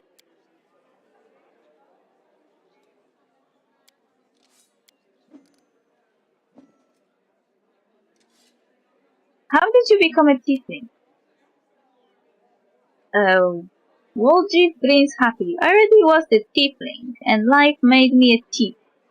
I've been in this business since I was a kid. My grandma used to say, "If you don't work, you don't eat." Fuck her. And she gave me as an apprentice to Eager, a tiefling neighbor of ours. He was a cunning old geezer. He knew how to take a purse of somebody's belt, how to put open bags undetected, even to do some magic. I used to climb through basement windows and open doors from the inside while I was still small enough. And when I grew and stopped fitting through the windows, I decided I was done with my education. I repaid my grandma for everything she has done for me, which was absolutely nothing. Why would I feed her if she wasn't bringing me any money? If you don't work, you don't eat, so I took off. I got bored of my teacher too, but when I as much as hinted at leaving, he said I owed him for my education. So I just nodded, and then I joined the Owlbears, the gang that ran our district. and told them that Eager was working their territory. I don't know what happened to him, but I stayed with the Albers. Then their leader started giving me the cold shoulder. I did steal from him, but never that much, so I had to rat them out, the guards. Then I joined the Golden Hand. That was a good time with Rich Pig. Okay, so his grandma was an asshole, so he left her with no support. I guess she deserved that. The guy that taught him tried to use him too, so he snitched on him to a gang, and gang probably killed the guy. And then he was in the gang, but he kept stealing from the gang, so the gang wasn't happy, and he snitched them to the guards.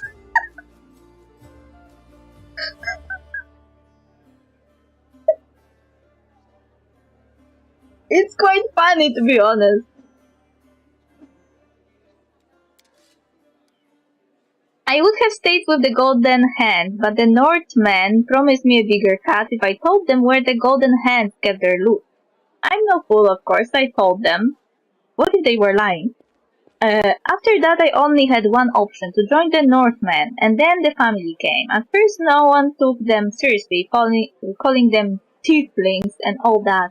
But I felt it right away. They had power behind them, and they had more money.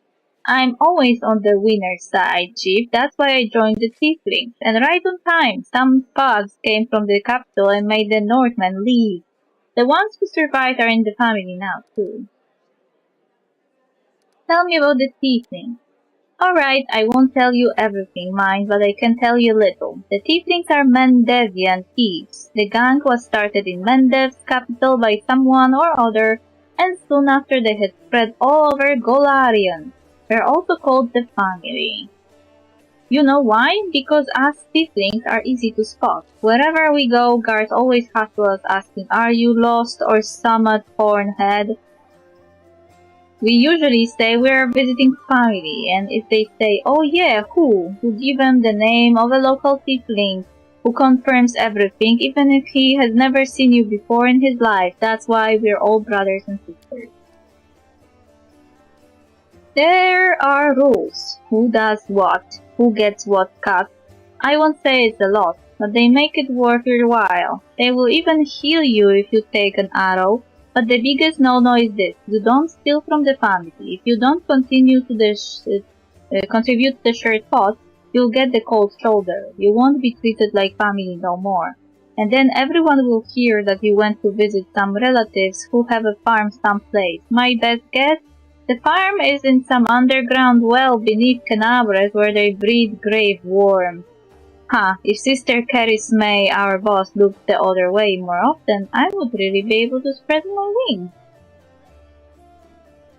Stealing from someone you call a sister, that's low.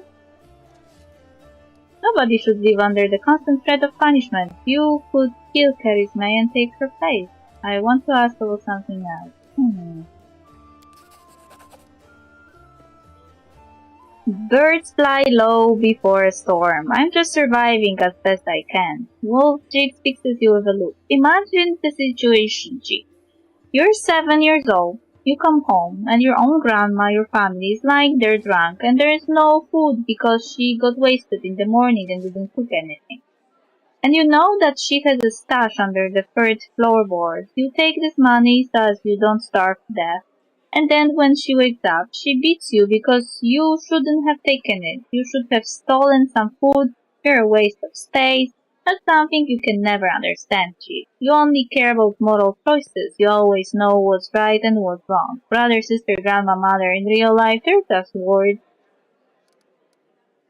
Yeah, but didn't you join them? Don't they vouch for you?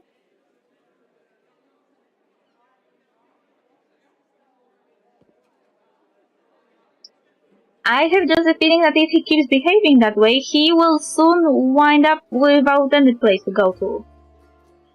He has to stop at some point. He can't just keep stealing from people that help him all the time.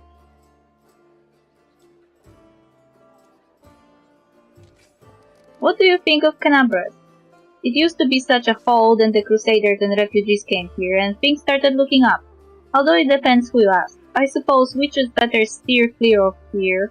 because Iomida's followers are ferocious, especially Fallen Shackle, the local inquisitor. Hey, I am a witch. He's a tough old goat. I didn't see it myself, but the servant girl at the tavern told me that her second cousin's son from his third wife is a paladin. And he said that Herlon takes an unsheathed sword with him even to the privy. And when he sleeps, he puts it on the pillow next to him, and when he's in his cup, he strokes the blade and whispers sweetly to it, "You are my one true friend. You are the only one I can rely on." Really? Irabev's given us a hard time too. You as much as look at some nice little bubble, and before you can think of taking it, before your fingers even twitch, she's coming for you, with her nostrils flaring and her fangs glinting. Scare woman. But even she is better than Sister Charisme, our boss here in Tenebres. By our, I mean the Tiefling's boss. If you get caught by Irabev, it's all out in the open. You go to prison, or you end up as a worm food. But if you step on Charisme's toes, poof, you're gone! Just like that, no one ever sees you again. All you will hear is he went to the family's farm, even though he has never had a family or a farm.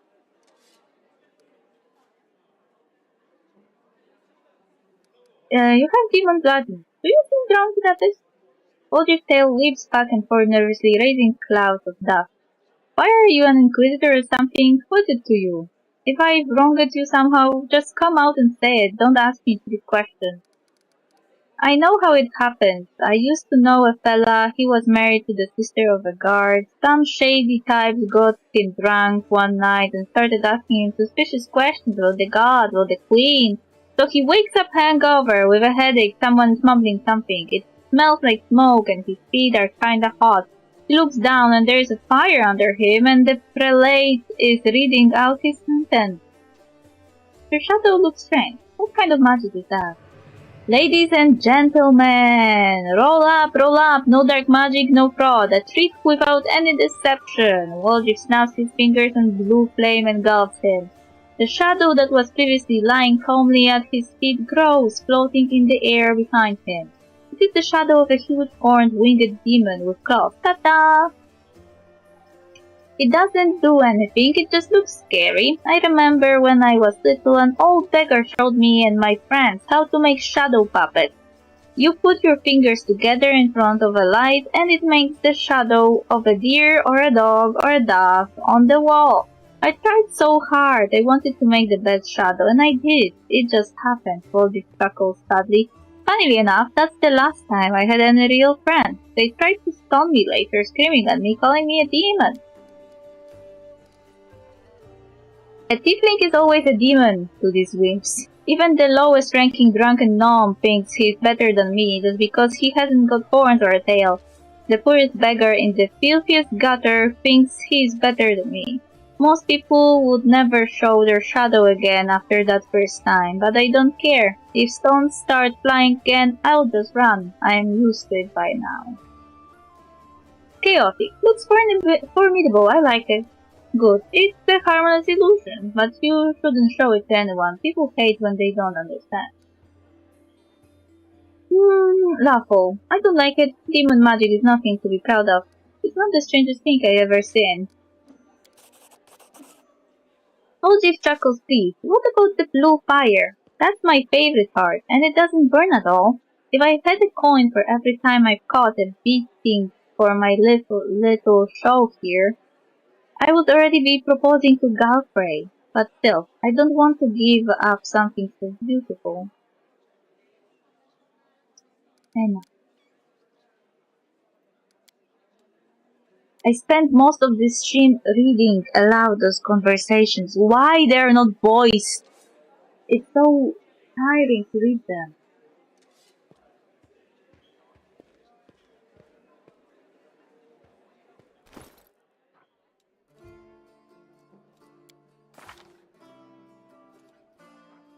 I am chaotic good as of now.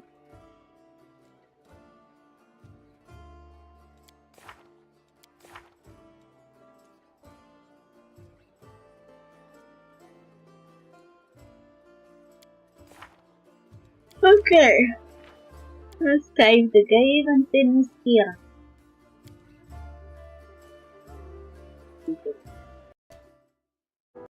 Ay. My throat hurts.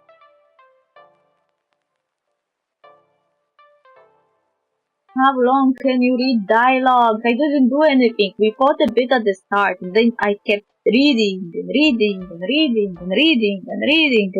because I decided to talk to everyone.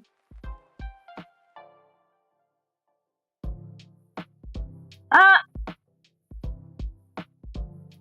Sorry, that was my bad. I closed the app with my avatar.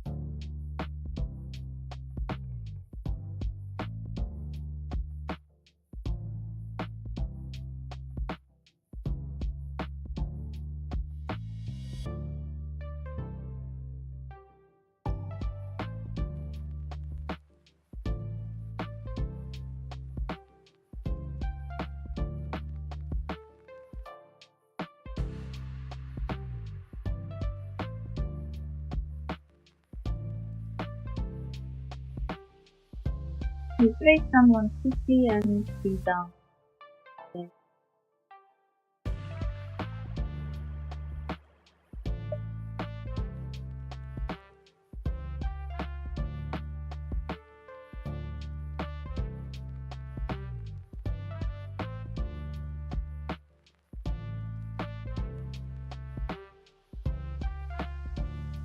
Okay, thank you for dropping by. Bye bye, see you tomorrow.